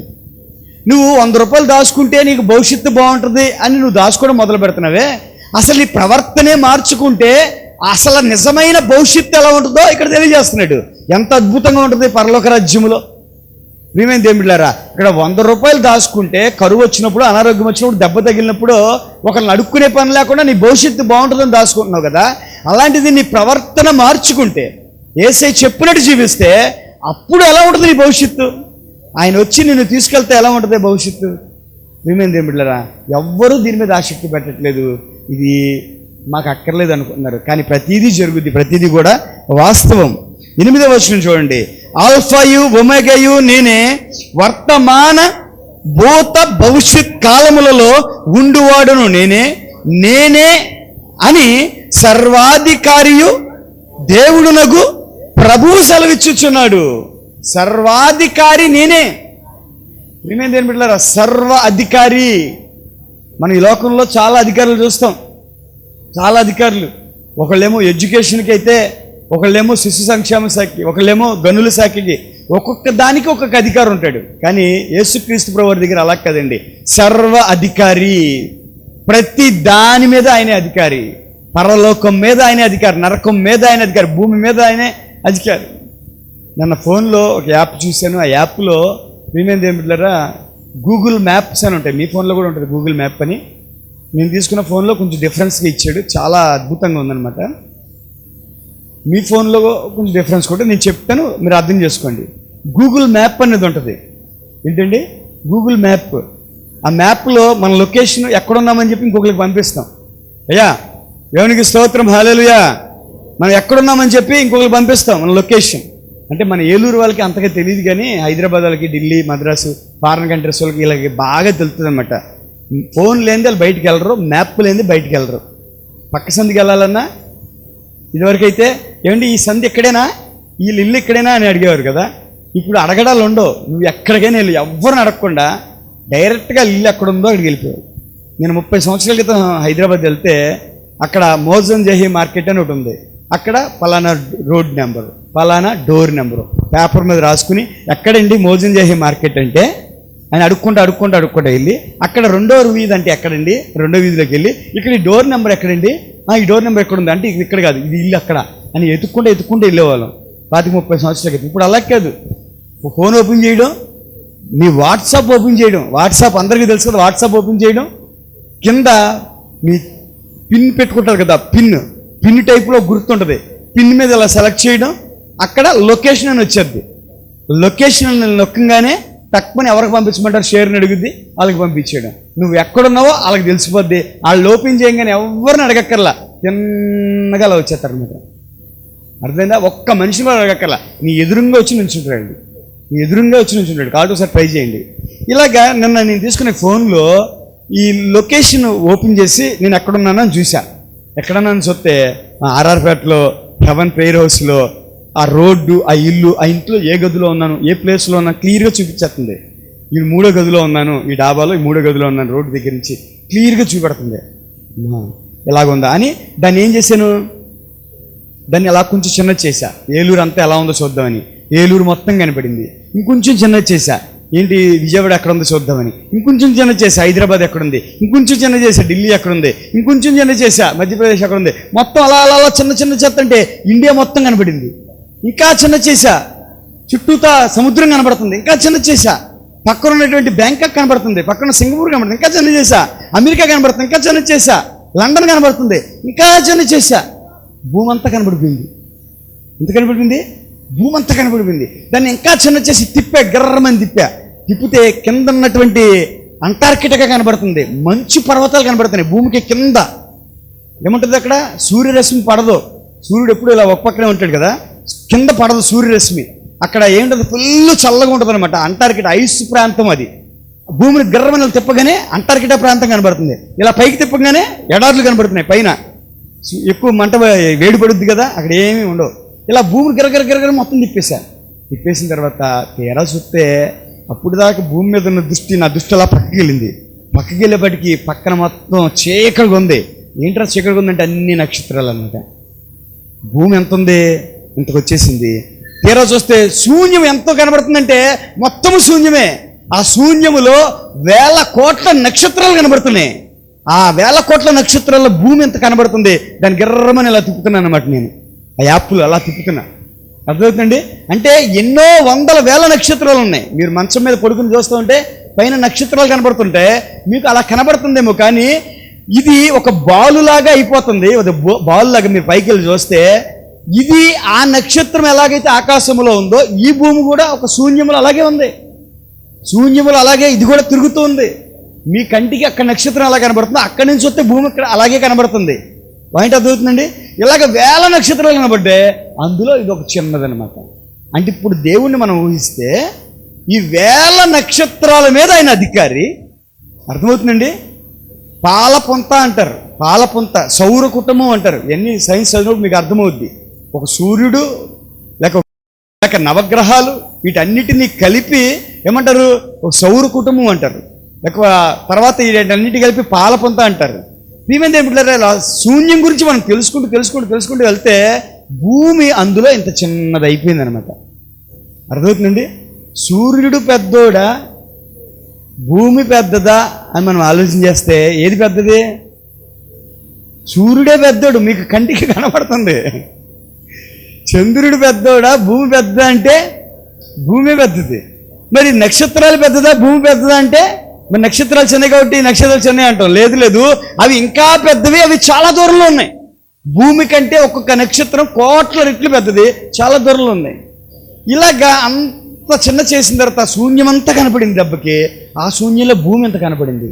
ఇదేంట్రా, ఇంత శూన్యములో 200 దేశాలు కలిగిన భూమి ఎంత చిన్నదైపోయిందా? అంటే దేవుడు అంత చిన్న భూమి మీద దృష్టి పెడుతున్నాడా? ఈ చిన్న భూమిలో 200 దేశాల, మళ్ళీ ఇలా తీసుకుంటే ఇలా పెద్దగా 200 దేశాలు. మళ్ళీ ఇండియా కనపడింది. ఇండియాలో మళ్ళీ ఆంధ్ర, మళ్ళీ ఆంధ్రాలో మళ్ళీ ఏలూరులో మళ్ళీ నేను మళ్ళీ ఎలా జూమ్ చేశా. దేవుడు అంత పైనుంచి ఇంత చిన్నవాడిని నా మీద దృష్టి పెడుతున్నాడా? అది కాక నా మనసులో ఏముందో కూడా దృష్టి పెట్టేస్తున్నాడా? నేను ఏం చేస్తున్నా ప్రత్యేక నా పక్క నుండి చూస్తున్నాడా? సర్వ అధికారి అన్న దగ్గర ఆయన గురించి ఎంత చెప్పినా తక్కువేనండి. అన్నిటి మీద అధికారి, సర్వ సృష్టి మీద అధికారి. ప్రియమైన దేవుని బిడ్డలారా, నీకు ఏది కావాలంటే అది ఇచ్చేవాడు. ఆల్ఫా ఒమేగా నేనే, ఆయన తప్ప మరి ఒకడు లేడండి. ఈ రోజున నీ మనస్సు ఇంకొక దాని మీదకి వెళ్లకుండా ఉండడం కోసం ఈ మాటలు దేవుడు నీతో మాట్లాడుతున్నాడు. నీకు ఏదైనా కొదువు వచ్చింది, దేని మీదకి వెళ్ళాలి మనస్సు? మా అబ్బాయి ఇంటర్మీడియట్ పరీక్షలు రాస్తున్నాడు. పక్కన ఫ్రెండ్స్ అందరూ వచ్చేసి, రే మనం పరీక్షలో పాస్ అవ్వాలంటేరా మనం మొక్కెత్తామని మొక్కుకోవాలిరా. ఏమని అంటున్నారు ఫ్రెండ్స్ అందరూ వచ్చి? మనము పరీక్షల్లో పాస్ అవ్వాలంటే ఏం మొక్కుకోవాలి? మొక్కెత్తామని మొక్కుకోవాలిరా. అరే మరి మేము మొక్కెత్తాకి మేము యేసు ప్రభువుని నమ్ముకున్నాం కదరా అన్నాడు ఈడు. మీరంటే మొక్కు అక్కడ ఇస్తారు, మేము యేసు ప్రభువుని నమ్ముకున్నాం అంటే, లేదురా మీలో కూడా మొక్కు ఉందిరా. గుణదలు వెళ్తే అది యేసు ప్రభు అమ్మే కదా, అక్కడ మొక్కెత్తే నువ్వు పరీక్షలో పాస్ అవుతారా అని చెప్పాడంట. వీడికి ఎక్కేసి ఈయన కాఫీ వేయించుకోరా అంటే, ఇప్పుడు కాదు మొక్కు అని నాతో అంటే నేను ఊరుకోను కదా. ఎందుకంటే వాక్యం ఆడికి తెలుసు, నాకు తెలుసు, చిన్నప్పటి నుంచి అంటున్నాడు. కాబట్టి మొక్కు అంటే నేను ఒప్పుకోను. అరే కాఫీ వేయించుకోరా, ఏంట్రా పెరిగిపోయిందంటే ఇప్పుడు కాదు. అరే ఏంట్రా అలా ఇప్పుడు కాదు. ఎక్కువ కనబడుతున్నా, నూనె రాస్తా నాగైతే, తల దూతా నాగైతే, నొక్కుతా నాగైతే, ఇలా అంటున్నాడు. కానీ ఏంచట్లా. ఏంట్రా వేయించుకోరా అంటే వేయించున్నాం. రాత్రి ఏంటమ్మా కాఫీ వేయించుకోవడం అంటే మన పాస్టర్ గారు అడిగితే మొక్కంటండి అన్నారు. ఏంట్రా నిండే అన్న, నన్ను అనుకుంటే పక్క గదికి పోయాడు. అంటే ఆడి మనసులో ఏంటి ఇప్పుడు? పరీక్షల్లో పాస్ అవ్వాలంటే ఏంటి మనసులో? మొక్కు. అంటే జుట్టెత్తే పరీక్షలు పాస్ అవుతారా, పుస్తకాలు తీసి చదివితే పరీక్షలు పాస్ అవుతారా చెప్పండి మీరు? పుస్తకాలు తీసి చదివితే పరీక్షలు పాస్ అవుతారా, జుట్టెత్తే పాస్ అవుతారా మీరు చెప్పండి నాకు. అందుకనే ఆ ఆచారాలన్నిటి నుంచి మనం బయటికి రావడానికే దేవుడు సత్యాన్ని మనకు తెలియజేస్తున్నాడు. సర్వాధికారిని నేను, మీకు ఏది కావాలన్నా నేనే, మీరు నా మీద ఆధారపడండి. మొక్కుల మీద, నడకల మీద, ఇవ్వడాల మీద కాదు ఆధారపడేది. నువ్వు ఏదైనా ఇచ్చేస్తే దేవుడు నీకు ఇచ్చేస్తాడా? ఏదైనా నడిచేస్తే దేవుడు నీకు చేసేస్తాడా? జుట్టు ఇచ్చేస్తే ఇచ్చేస్తాడా? దేవుడు ఇవ్వడం ద్వారా ఇస్తానని నేర్పించట్లా, మనకి పరిశుద్ధంగా ఉండడం ద్వారా ఇస్తానని నేర్పిస్తున్నాడు. పాయింట్ అర్థమవుతుందండి. అక్కడికి దేవుడు నాకు దర్శనం చూపించాడు, అటు నీట్గా క్రాప్ వేయించుకున్నట్టు. మరలా ఎవరో జాయ్. ఎందుకంటే నేను గుండు అంటే నేను ఒప్పుకోను. గుండు కొట్టాలి అంటే నేనే కొట్టాలి గుండు, అది ఆడు తప్పు చేస్తే కొట్టాలి తప్ప మొక్కుల రూపంలో మాత్రం గుండు అనేది ఉండదు. కాబట్టి ప్రియమైన దేవుని బిడ్డలారా, అనేక మంది మనకి ఏదైనా కావాలన్నప్పుడు మన మనస్సుని వేరే వాటి మీదకి తిప్పుతున్నాం. ఈ పని చేస్తే అవుద్దేమో, ఈ పని చేస్తే అవుద్దేమో అని. నిజంగా చెప్పండి, గుండు ఇచ్చిన తర్వాత మరలా జుట్టు ఇంత కూడా మొలవదని డాక్టర్ చెప్పాడు అనుకోండి, ఇస్తారా గుండు? చెప్పండి. ఇంత కూడా జుట్టు రాదని డాక్టర్ గారు చెప్పారు అనుకోండి.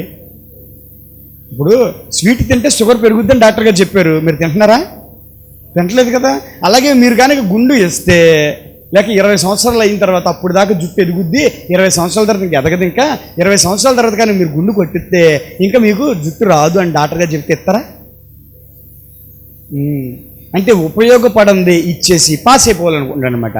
ఇప్పుడు ఆ యేసయ్య లేక మరియమ్మ ఆ జుట్టు తీసుకుని ఎదరేసుకుని వీడికి మార్కులు ఎక్కుతుందా చెప్పండి? ప్రియమైన దేవుని బిడ్డలారా, మనము ఆలోచనల్ని ఏం చేస్తున్నామంటే ఏదైనా ఒకటి పొందుకోవాలంటే మన మనస్సుని లోకం వైపుకి తిప్పుతున్నాం. కానీ యేసయ్య అంటున్నాడు, నేను సర్వాధికారిని, సర్వము నా చేతిలో ఉంది, నీకు ఏది కావాలన్నా నా చేతిలో ఉంది.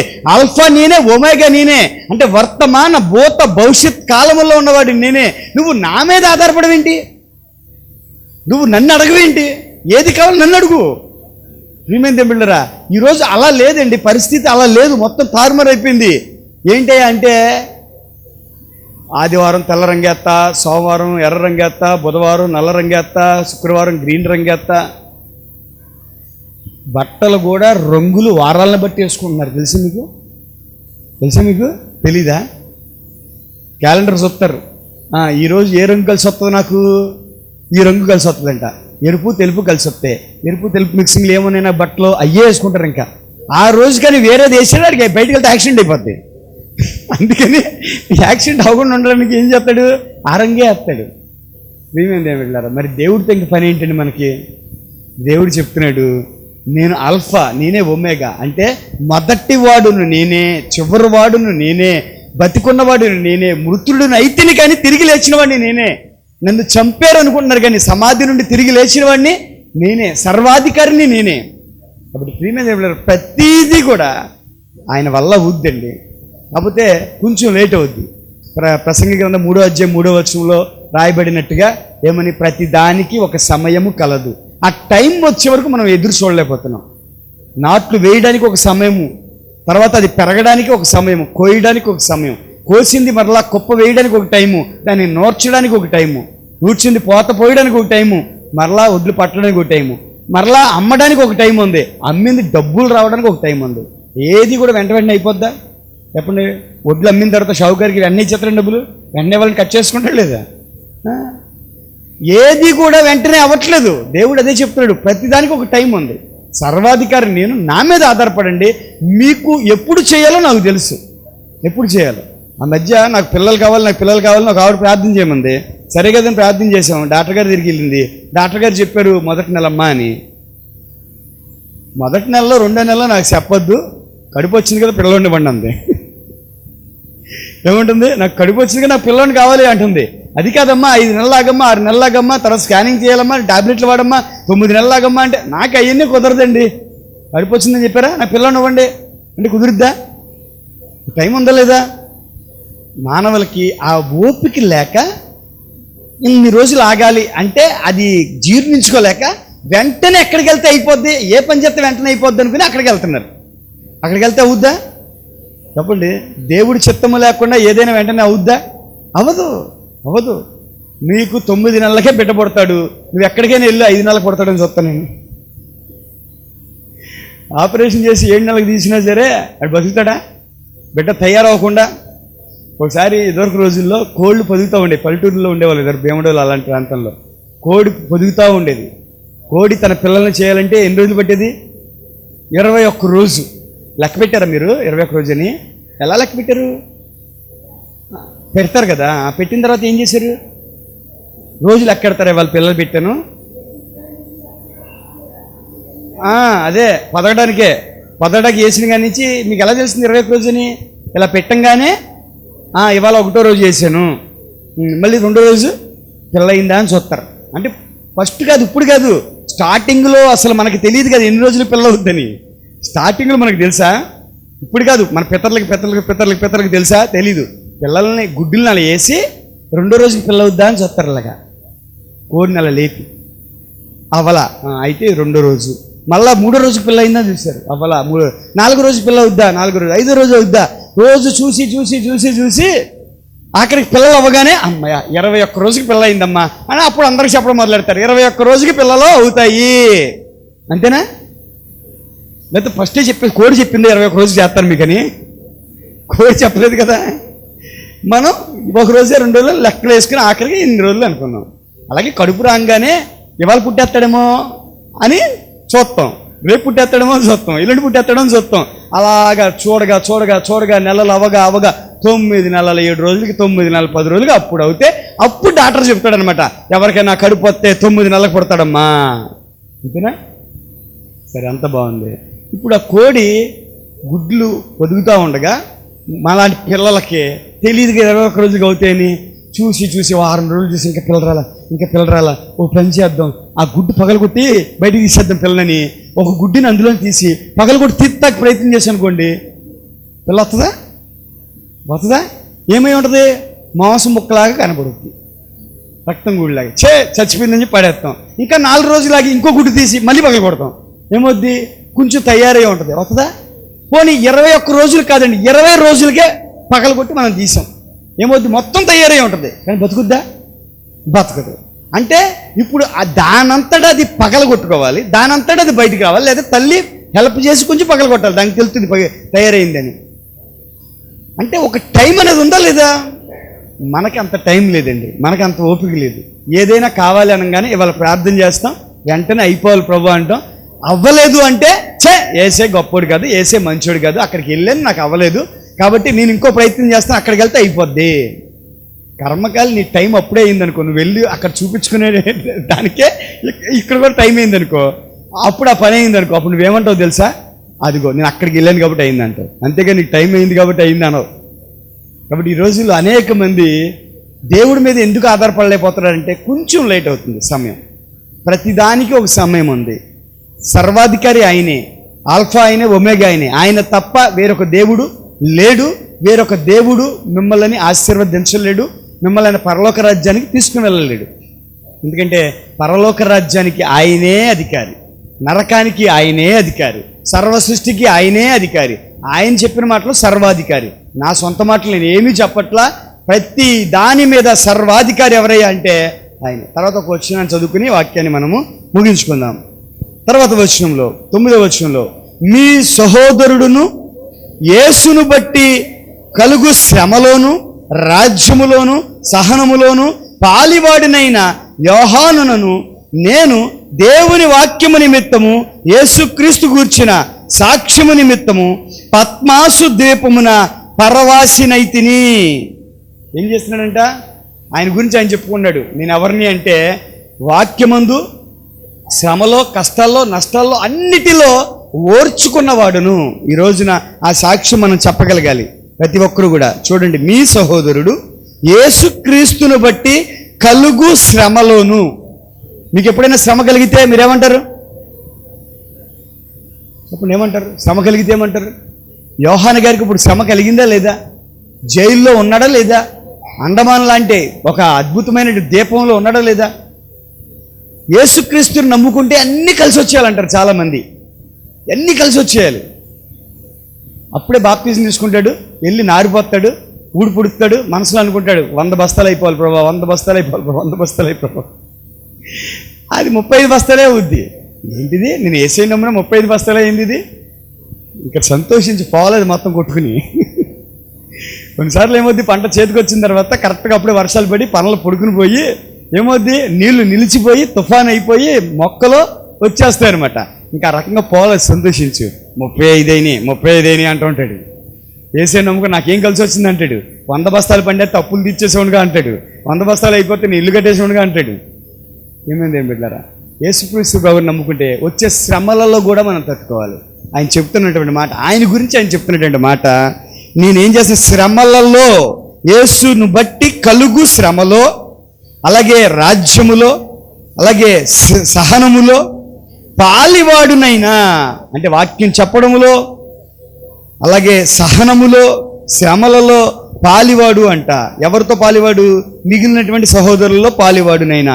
యోహానును నేను దేవుని వాక్యము నిమిత్తం, యేసుక్రీస్తుని గురించి సాక్ష్యము నిమిత్తము పద్మాసు దీపమున పరవాసినైతిని. అంటే పద్మాసు దీపం అతను కాదు, పరవాసి, పరదేశి అంటారు చూసారా?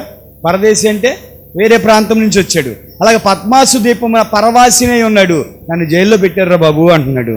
తర్వాత 10వ వచనం, ప్రభువు దినమందు ఆత్మవశుడనై ఉండగా బూరధ్వని వంటి గొప్ప స్వరము నీవు చూచుచూ ఉన్నది పుస్తకములో రాసి ఎఫెసు, స్ముర్న, పెర్గము, తోతైరా, సార్దీస్, ఫిలదెల్ఫియా, లవోదికియా అను 7 సంఘములకు పంపుము అని చెప్పుట నా వెనక వింటిని. హల్లెలూయా. ఏంటంట? ప్రభువు దినమందు ఆత్మవశుడనై ఉండగా. ప్రియమైన దేవుని బిడ్డలారా, ఈ పాయింట్ బాగా అండర్లైన్ చేసుకోండి. పడుకున్నప్పుడు వచ్చిన కల కాదు ఇది. ప్రకటన గ్రంథం రాసింది దర్శనము కాదు. పడుకుంటే నాకు దర్శనం వచ్చిందంటారు, అది కాదు. ప్రార్థన చేసుకుంటుండగా అలా ఉండగా ఏదో కళ్ళలో కనబడుతుంటుంది, అది కూడా కాదు. ఆత్మవశుడనై ఉండగా అంటే ఆత్మ అన్న దగ్గర అన్ని అక్షరాలునేమో చిన్నగా పలచగా ఉంటే, ఆత్మ అనేది పెద్ద అక్షరాలు ముద్దగా ఉన్నాయి. చూడండి అక్కడ ఉన్నాయా? ఆత్మ అనేది ఎలా ఉంది? పెద్ద అక్షరాలుగా ముద్దుగా ఉంది. అంటే అది ఏ ఆత్మ అనుకున్నారు? పరిశుద్ధాత్మ. ఆత్మ వశుడునై ఉండగా అంటే ఆత్మ వశమైపోయాడు, పరిశుద్ధాత్మ వశమయ్యాడు అనమాట. పాయింట్ అర్థమవుతుందా? తన వశములో తాను లేడు. ఎవరు వశమయ్యాడు? పరిశుద్ధాత్మ వశమయ్యాడు. అంటే పరిశుద్ధాత్మ వచ్చి యోహానుని తన వశము చేసుకుంది. ఎందుకంటే తనకి తానుగా ఏది చూడలేడు. తన కళ్ళు ఏది చూసినా పేలిపోతాయి. ఇప్పుడు దేవుడు చూపించబోయే సంగతులు ఏంటో తెలుసా? వచ్చే వారం ధ్యానం చేద్దాం. దేవుడు చూపించబోయే సంగతులు ఏంటో తెలుసా? డైరెక్ట్గా దేవుడు తనని తాను చూపించుకుంటున్నాడు.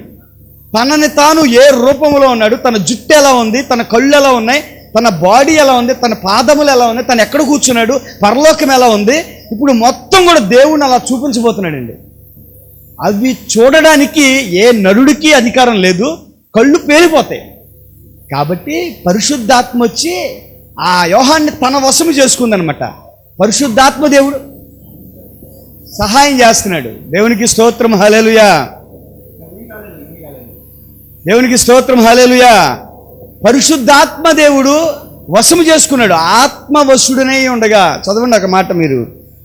ప్రభువు దినమందు ఆత్మవశుడనై ఉండగా బూరధ్వని వంటి గొప్ప స్వరము నీవు చూచుచున్నది పుస్తకములో రాయి.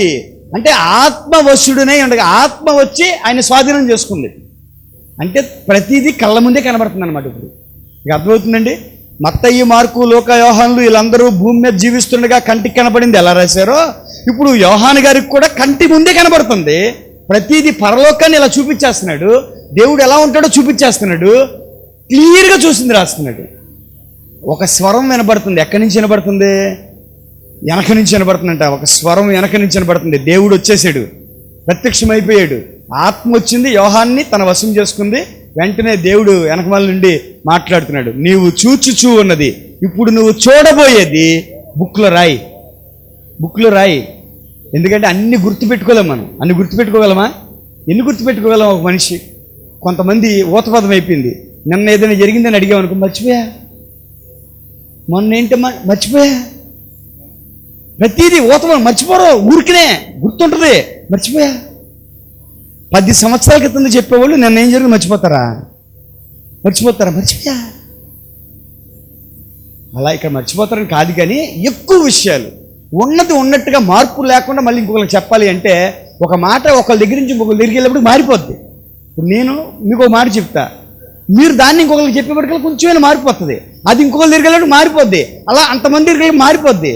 అందుకనే ఇన్ని వేల సంవత్సరాలు, 2000 సంవత్సరాల నుంచి ఆ మాట ఎన్ని వేల లక్షల మంది దగ్గరికి వెళ్తూ ఉంటుంది, మారిపోద్ది. అసలైంది ఒకటైతే ఇంకోటి ప్రచారం అవుద్ది అని చెప్పి, బాబు నేనేం చెప్పానో అది రాయమ్మా, నువ్వేం చూసావు అది రాయనన్న. బుక్లో ఉంటే అది మారదు, ఎప్పటికీ అలాగే ఉంటుంది. అర్థమవుతుందా? అందుకనే మీరు ఎప్పుడైనా సరే కోర్టుల్లో చచ్చిపోయిన వాళ్ళు రాసినటువంటి లెటర్కి ఎక్కువ వాల్యూ. చచ్చిపోయేటప్పుడు రాస్తారు మరణ వాంగ్మూలము అని చెప్పి. చచ్చిపోయేటప్పుడు ఉరేసుకునేప్పుడు లెటర్ రాసి చచ్చిపోతారు. దాన్ని ఎవరూ మార్చలేరు. ఇంకా అదే ఉరేసుకునేటప్పుడు వాళ్ళు నాకేదని చెప్పారనుకోండి, అదిగో నాకు కడుపులో ఎప్పుడు నేను ఉరేసుకుని చచ్చిపోతున్నానని, నేను వెళ్ళి ఏం చెప్తాను, కడుపు మీద దోమ కుట్టిందంట అందుకే చచ్చిపోయాడంట, మార్చి చెప్పేస్తాను లేదా? అదే లెటర్లో రాస్తే దాన్ని మార్చగలరా? మార్చలేరు. అందుకనే దేవుడు అనేక మంది దగ్గరికి మాట్లాడితే మారిపోతాయి. నేను చెప్పింది ఒకటైతే ఇంకొకటి ప్రకటిస్తారు. ఇలా ఉండకూడదు అని చెప్పి నేను ఏది చెబుతానో నువ్వేది చూస్తావో రాసి ఎవరికి పంపిస్తామంటే 7 సంఘాలు ఉన్నాయి, 7 సంఘాలకి పంపించు అని దేవుడు చెప్పిన మాటలు. విమేన్ దేవుడిలారా, ఈరోజు ఇక్కడ వరకు మనం ఏం నేర్చుకున్నామంటే, ఎవరు రాయించారు అంటే తండ్రి అయిన యెహోవా రాయించాడు. ఎవరికి చెప్పి రాయించాడు అంటే యేసుక్రీస్తుకి చెప్పి వెళ్ళి యోహానుకి చెప్పమన్నాడు. ఎవరయ్యా చూసి రాసిందంటే యోహాను గారు. ఒక్క ముక్కలో చెప్పాలంటే యేసయ్య యోహానికి కన్నబడి జరగబోయేవి రాయించినటువంటి సంగతులు. దేవుని చిత్తమైతే మనందరం తిరిగి మరలా కలుసుకుంటే బ్రతికి ఉంటే, దేవుని యొక్క రాకడ రాకపోతే వచ్చే ఆదివారము ఏమి రాయమన్నాడు, వెనకాల నుంచి ఏమి వినబడ్డాయి అంటే షార్ట్లో మీకు చూచాయిగా చెప్తాను. మొట్టమొదటగా రాసింది ఏంటంటే దేవుడు ఎలా ఉంటాడో చూపించాడు. దేవుడినే రాశాడు, ఇంకేమీ రాయలే. దేవుడు ఎలా ఉంటాడు చాలామందికి చూడాలని ఉంటుంది కదా, చాలామంది చూడాలని ఉంటుంది దేవుడు ఎలా ఉంటాడు అని అనిపిస్తుంది. చాలామంది ఊహలో కళాకారులు మీ ఇళ్లలో కనబడిన ప్రతి దేవుడు బొమ్మ కళాకారులు ఊహించుకుని వేసినయే. ఎలా ఉంటాడు ఎవరికి తెలియదు, ఎందుకంటే ఎవరు చూడలేదు కాబట్టి. కానీ ఇక్కడ యోహాను గారు డైరెక్ట్గా దేవుడిని చూశాడు. ఆయన కళ్ళు ఎలా ఉన్నాయి, ఆయన జుట్టు ఎలా ఉంది, ఆయన బాడీ ఎలా ఉంది, ఆయన సైజు ఎలా ఉంది, ఆయన సమాసం ఎలా కూర్చున్నాడు, ఆయన పాదాలు ఎలా ఉన్నాయి, చుట్టుపక్కల జనాలు ఎలా ఉన్నారు, మొత్తం కూడా చూసి క్లియర్గా రాశాడు. మీరు ఇంటికి వెళ్ళిన తర్వాత వివరంగా చదవండి. దేవుని చిత్తమైతే వచ్చేవారం వివరించుకుందాం. మొట్టమొదటి దేవుడి గురించి రాశాడు. తర్వాత ఒక్కొక్క సంఘము ఎలా ఉంటుందని రాసుకుంటూ వచ్చాడు. తర్వాత సాతాను గురించి రాశాడు. తర్వాత నువ్వు ఏ పనులు చేస్తే నరకానికి వెళ్తామని రాశాడు, ఏ పనులు చేస్తే పరలోకానికి వెళ్తామని రాశాడు. ఆఖరికి సాతాను యొక్క ఎండింగ్ ఎలా ఉంటుందో రాశాడు. ఆఖరికి దేవుడిని నమ్మిన బిడ్డలు పరలోకంలో ఎలా సంతోషంగా ఉంటారని రాశాడు. ఇలాగ టోటల్ భావం అంతా కూడా మన ప్రకటన గ్రంథంలో కనబడుద్ది. ఎవరు కూడా మానకుండా, ఒక్క వారం కూడా మానకుండా రండి. ఖచ్చితంగా మీ భవిష్యత్తు మీకు తెలుస్తుంది, మీరు ఖచ్చితంగా దీవించబడతారు. దేవుడి మాటలు దీవించునుగాక. ఆమేన్. అందరం కూడా కళ్ళు మూసుకుందాం, ప్రార్థించేద్దాం. దేవుడు ఈరోజు నాతో మాట్లాడారు అని భావించిన ప్రతి ఒక్కరూ కూడా ప్రార్థించేద్దాం. మొదటివాడును నేనే, కడపటివాడును నేనే, జీవించేవాడును నేనే అని చెప్పిన దేవా నీకు వందనాలయ్యా. అయ్యా ఆల్ఫా ఒమేగాను నేనే, ఆయన వర్తమాన భూత భవిష్యత్ కాలములలో ఉన్నవాడును నేనే, సర్వాధికారిని నేనే అని మీరు చెప్తున్నారయ్యా. అయ్యా జరగబోయేవి ఎలా ఉన్నాయో మీరు మాకు రాయించినందుకు వందనాలు. మా భవిష్యత్తు ఎలా ఉంటుందో రాపించినందుకు వందనాలు. అయ్యా మేము ఎలా జీవిస్తే నరకానికి వెళ్తాము, ఎలా జీవిస్తే పరలోకానికి వెళ్తాము, మా భవిష్యత్తును మాకు చూపించినందుకు వందనాలు. అయ్యా పరలోకానికి వెళ్ళాలంటే వంగరాలు కాదు, పరలోకానికి వెళ్ళాలంటే వాస్తులు జాతకాలు కాదు, కానీ మేము ఎలా ఉండాలో అని మీరు రాయించినందుకు వందనాలు. అయ్యా అసలు మీరు ఎలా ఉంటారో మాకు తెలియదు తండ్రి. మిమ్మల్ని మీరు కనపరుచుకున్నందుకు వందనాలు. మిమ్మల్ని మేము వచ్చే వారము ఎలా ఉంటారో చూడబోతున్నాము తండ్రి. అయ్యా మీ రూపమును మేము వర్ణించబోతున్నాం. అయ్యా మీరు వర్ణిస్తే మేము ఊహించుకోబోతున్నాం తండ్రి. కృపగల దేవా మీకు వందనాలు. ఒక రోజున మీరు మేఘారుడై రాబోతున్నారు తండ్రి. అలా మేఘముల మీద వస్తూ ఉన్నప్పుడు ఎత్తబడిన వారు సంతోషపడతారు, మిగల్చబడిన వారు రొమ్ము కొట్టుకుంటారని తెలియజేసింది దేవా వందనాలయ్యా. అయ్యా మీ స్వరము వినే భాగ్యాన్ని యోహాను గారికి ఇచ్చారు, మిమ్మల్ని చూసే భాగ్యాన్ని యోహాను గారికి ఇచ్చారు. అయ్యా వాటన్నిటినీ మీరు మాకు తెలియజేసినందుకు వందనాలు. అయ్యా ఈరోజు ఈ సీతారామపురంలో ఉన్న ప్రతి బిడ్డ జరగబోతున్న సంగతులు తెలుసుకుని, అయ్యో అంత ఘోరముగా ఉంటాయి ఆ పరిస్థితులు, నేను ఇప్పుడే మారాలి, నేను ఇప్పుడే రక్షణ పొందాలి అనే ప్రతి తీర్మానం ప్రతి ఒక్కరు తీసుకోవడానికి సహాయం చేయండి. నీ మందిరంలో ఉన్న ప్రతి బిడ్డ వారి జీవితంలో ఏదైనా జరగాలి అంటే ప్రభువా మొక్కులనో వాస్తులనో జాతకాలనో కాకుండా సర్వాధికారివైన నీ మీద ఆధారపడడానికి సహాయం చేయండి. సర్వ సృష్టికి ఆయన అధికారి తండ్రి, నువ్వు నీ మీద ఆధారపడి నీ ద్వారా పొందుకోవడానికి సహాయం చేయండి. ప్రతి బిడ్డ నీ మీదే ఆధారపడడానికి సహాయం చేయండి. మనస్సుని లోకం వైపు తిప్పుకోకుండా సహాయం చేయమని యేసయ్య అతి పరిశుద్ధ నామమున అడిగి వేడుకొనుచున్నాము తండ్రి. ఆమేన్. దేవునికి స్తోత్రం. హల్లెలూయా, హల్లెలూయా. అందరూ చెప్పండి, మన దేవుడు ఎవరు? మొదటివాడు, కడపటివాడు, జీవించేవాడు, అల్ఫా ఒమేగా నేనే అన్నాడు. అంటే సర్వాధికారి ఆయన దేవుడు. కాబట్టి మనం అందరం ఆయన మీద ఆధారపడదాం. ఖచ్చితముగా మన జీవితాలు అద్భుతంగా మార్చబడుతున్నాయి, మనం అందరము ఆశీర్వదించబడతాం. దేవుడి మాటలు దీవించునుగాక. ఆమేన్. ఉదయకాల సమయంలో ఆరాధనకు వెళ్ళాలి అనే ఆశ మీకు ఉన్నట్లయితే ఉదయం 8 గంటలకి సత్రంపాడు దగ్గర ఉన్నటువంటి సీతారామపురంలో ఆరాధన జరుగుతుంది. ప్రతి ఒక్కరిని అక్కడ ప్రేమతో ఆహ్వానిస్తూ ఉన్నా. అలాగే ప్రతి ఆదివారం సాయంత్రము 6 గంటలకి ఏలూరులో రేమండ్ షోరూమ్ పైన ఆరాధన జరుగుతుంది. ప్రతి ఒక్కరిని ప్రేమతో ఆహ్వానిస్తున్నాను. హెవెన్ ప్రేయర్ హౌస్ సభ్యుడు అయిన తర్వాత కంపల్సరీగా ఎక్కడికొక చోటకి పాల్గొనండి. నేను ఎక్కడ పాల్గొనను అంటే మరి ఆశీర్వాదాలు రావు. ఎవరికి ఎక్కడ టైం కుదిరితే అక్కడ, ఎవరికి ఏది దగ్గరైతే అక్కడ, ఎవరికి ఎప్పుడు పని పడితే అప్పుడు పని లేని టైంలో ఇంకొక చోట. కాబట్టి ఉదయం పని ఉందన్నవారు 10 గంటలకు రండి, 10 గంటలకు పని ఉందన్నవారు సాయంత్రం 6 గంటలకు రండి, సాయంత్రం కుదరదు అన్నవారు ముందుగానే మీకు తెలిసిపోద్ది కాబట్టి వారు ఉదయానికి రండి. ఇలాగా ఏదో ఒక ఆరాధనలో మీరు పాల్గొంటే 3 చోట్ల 3 ప్రసంగాలు ఉంటాయి, వేరు ప్రత్యేకమైన ప్రసంగాలు. ఏ ప్రసంగం ఆ ప్రసంగమే.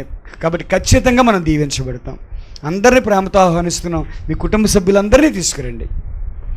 అలాగే మనం ప్రతి నెల హెవెన్ టీవీకి స్పాన్సర్ చేస్తున్నాం. ప్రతి నెల ఆఖరి ఆదివారంలో మనం హెవెన్ టీవీ కోసం మనం 500 రూపాయలు ఇచ్చే స్పాన్సర్గా మనం అందరం కూడా సపోర్ట్ చేస్తున్నాం. కాబట్టి మరి అందరూ కూడా వచ్చే వారానికి సిద్ధపడి రావాలని ముందుగా తెలియజేస్తున్నా. నేను మీ అందరి కోసం ప్రార్థన చేస్తున్నా. దేవుడు నా ప్రార్థన ఆలకిస్తున్నాడు. మీ అందరికీ జీవాన్ని, ఆరోగ్యాన్ని, సంతోషాన్ని ఆయన కలిగిస్తున్నాడు. కాబట్టి మీరు ఇచ్చే 500 రూపాయలు మరి ఒక వ్యక్తిని రక్షించడానికి, టీవీ ద్వారా సువార్తను ప్రకటించడానికి ఉపయోగపడుతున్నాయి. కాబట్టి అనేక మంది రక్షణ పొందుతారు. ఎవరు ఎక్కడ దీవించబడ్డా, ఏ చర్చికి వెళ్ళినా ఈ మాటలు విన్ని దీవించబడ్డా ఆ దీవెనలన్నీ కూడా మరి మీకే వస్తాయి. కాబట్టి అందరూ కూడా కుటుంబంలో ఉన్న ప్రతి వ్యక్తి నేను హెవెన్ టీవీకి స్పాన్సర్ చేయాలని ఒక మంచి తీర్మానం తీసుకోండి. మనము ఎన్నో డబ్బులు ఖర్చు పెట్టేస్తాం. హాస్పిటల్కి వెళ్ళామంటే 500 వెళ్తే 5,000 అవుద్ది, అక్కడ బట్టల కొట్టుకి 5,000 అని వెళ్తే 10,000 అవుద్ది, అక్కడ హోటల్కి వెళ్ళి 500 తిన్నామంటే 1000 అవుద్ది. అక్కడ ఇలాగ అనుకోని ఖర్చులు ఎన్నో అవుతున్నాయి. కానీ దేవుడికి ఇచ్చే 500 రూపాయలు మీకు రిటర్న్ తిరిగి ఆశీర్వాదం వస్తుంది. ఒక గ్లాసుతో చల్లటి నీళ్ళు ఇస్తేనే దేవుని సేవకునికి ఎంతో ప్రతిఫలం అన్నప్పుడు ఎంతో విలువైన ధనాన్ని అది పరిచర్య కోసం ఇస్తే ఖచ్చితంగా మన కుటుంబంలో ఉన్న ప్రతి శాపము తొలగించబడుద్ది, ప్రతి కోరిక తీర్చబడుద్ది, ప్రతి ప్రార్థన దేవుడు ఆలకిస్తాడు, దేవుడు మీకు సంతోషాన్ని కలిగిస్తాడు. కాబట్టి అలా సిద్ధపడండి. ప్రతి నెల ఆఖరి వారములో మరి మీరు ముందుకు రావాలని ప్రేమతో తెలియజేస్తున్నాను. అలాగే మరి సమయంలో అందరము కూడా కన్నులు మూసుకుందాం. ప్రార్థన దీవెనలతో ఆరాధన ముగించుకుందాం. అనంతరం మనం ప్రారంభంలో పాల్గొందాం. కళ్ళు మూసుకుందాం. మోకరించగలిగిన ప్రతి ఒక్కరూ మోకరించండి. మోకరించలేని వారు, కుర్చీల్లో ఉన్నవారు లేచి నిలబడండి. ఎందుకంటే మనం దేవుని సన్నిధికి వచ్చి ఆయనని ఏమీ అడగకుండా, ఏది ప్రార్థన చేయకుండా ఆయన ఎదుట తగ్గించుకొని లోబడి ఆయన ఎదుట మోకరించకుండా మనం వెళ్ళడం ద్వారా ఆశీర్వాదం రాదు. ఇప్పటి వరకు మనకి అనుకూలముగా మనకి నచ్చినట్టుగా మనం కూర్చున్నాం. ఒక్క 5 నిమిషాలు దేవుని ఎదుట మోకరించగలిగిన వారు మోకరించుదాం. మోకరించలేని వారు లేచి నుంచుని ఆయన ఎదుట లోబడి, అయ్యా నేను నీ సన్నిధికి ఆశీర్వాదాలు నాయన రావాలని వచ్చాను తండ్రి, అయ్యా దీవించబడాలని వచ్చాను తండ్రి, అయ్యా మమ్మల్ని ఆశీర్వదించండి అయ్యా, అయ్యా మా కుటుంబాల్లో ఎన్నో శాపాలు ఉన్నాయి తండ్రి, పైకి చెప్పుకోలేని రోగాలు ఉన్నాయి తండ్రి, పైకి చెప్పుకోలేని అప్పుల బాధలు ఉన్నాయి తండ్రి, అయ్యా కృప చూపించండి అయ్యా, మేము ఎక్కడికి వెళ్ళినా మాకు సహాయం అందడం లేదు అయ్యా, నీ దగ్గరికి వచ్చాము తండ్రి, మీ ఎదుట మోకరించాము తండ్రి.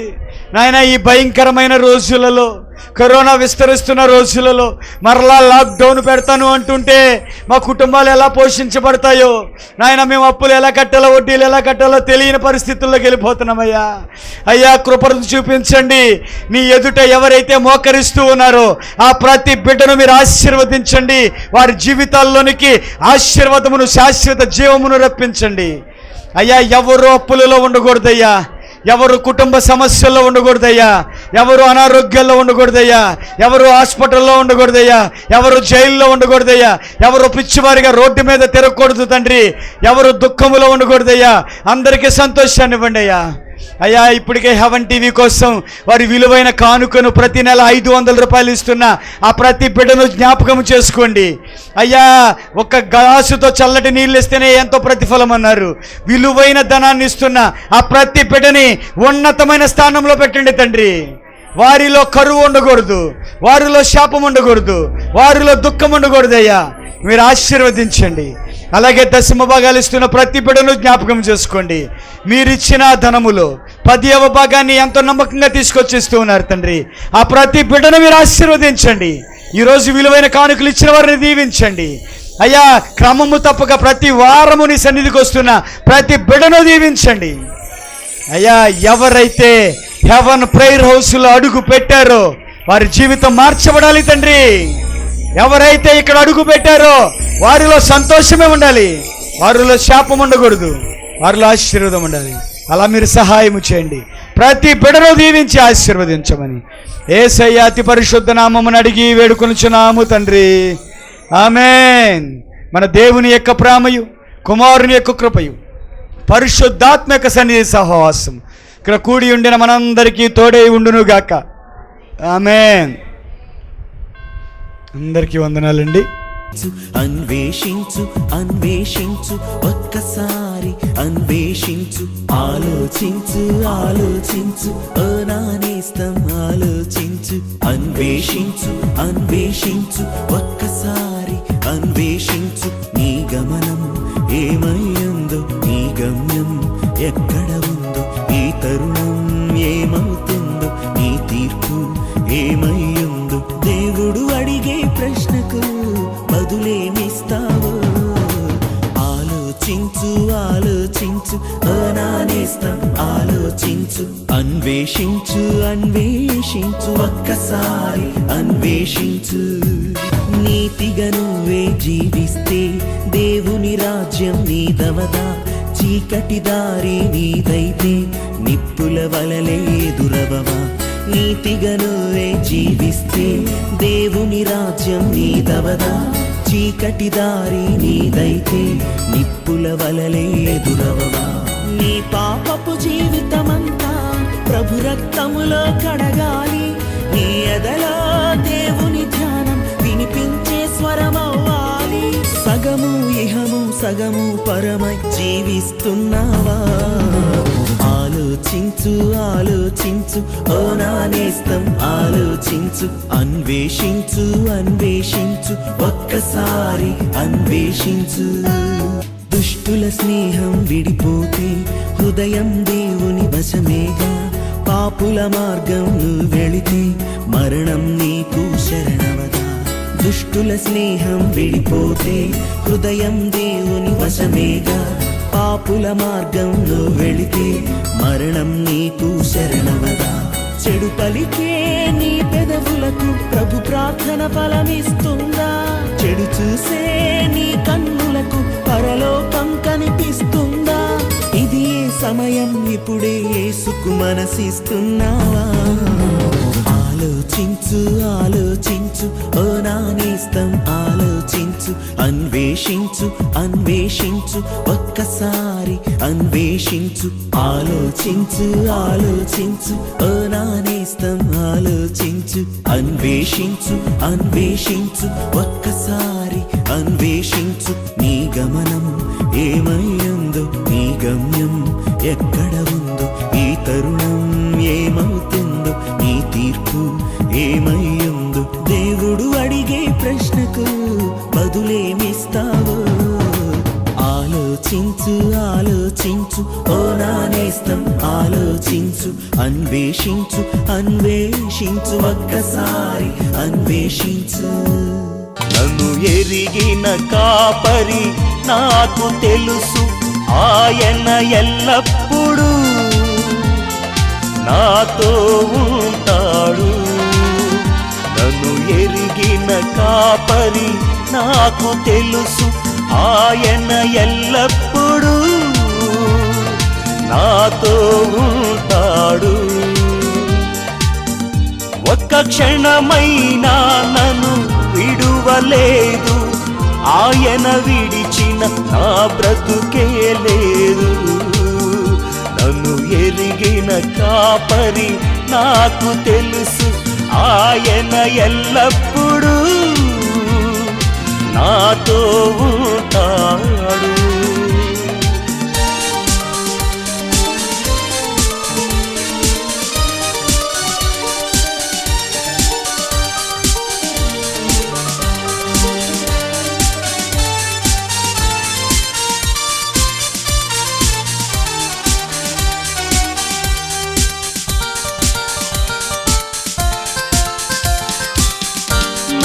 కాపరి ప్రేమ మహోన్నతం, ఆయనలోని పరమామృతం. నా కాపరి ప్రేమ మహోన్నతం, ఆయనలోని పరమామృతం. ఊరట కలిగించెను, జీవజలములు త్రాగించెను. ఊరట కలిగించెను, జీవజలములు త్రాగించెను. ఒక్క క్షణమైనా నన్ను విడువలేదు, ఆయన విడిచిన నా బ్రతుకే లేదు. నన్ను ఎరిగిన కాపరి నాకు తెలుసు, ఆయన ఎల్లప్పుడూ నాతో ఉంటాడు.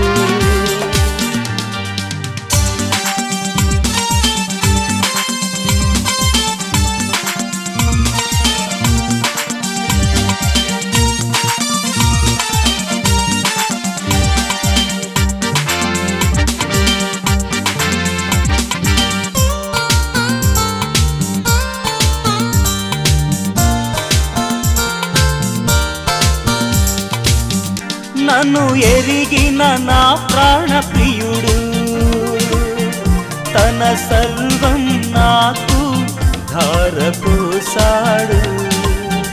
నన్ను ఎరిగిన నా ప్రాణ ప్రియుడు తన సర్వం నాకు ధారపోసాడు. అనాథగా నన్ను విడువలేదు, నెమ్మదితో ఆదరించాడు. అనాదిగా నన్ను విడువలేడు, నెమ్మదితో ఆదరించాడు. ఒక్క క్షణమైనా నన్ను విడువలేదు, ఆయన విడిచిన నా బ్రతుకే లేదు. నన్ను ఎరిగిన కాపరి నాకు తెలుసు, ఆయన ఎల్లప్పుడూ నాతో ఉంటాడు.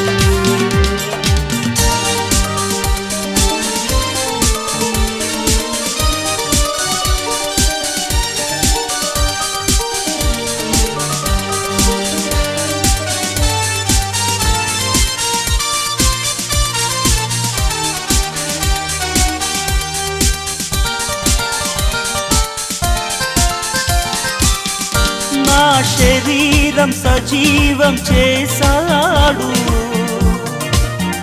తన స్తుతి పాత్రగా నన్ను నిలిపాడు.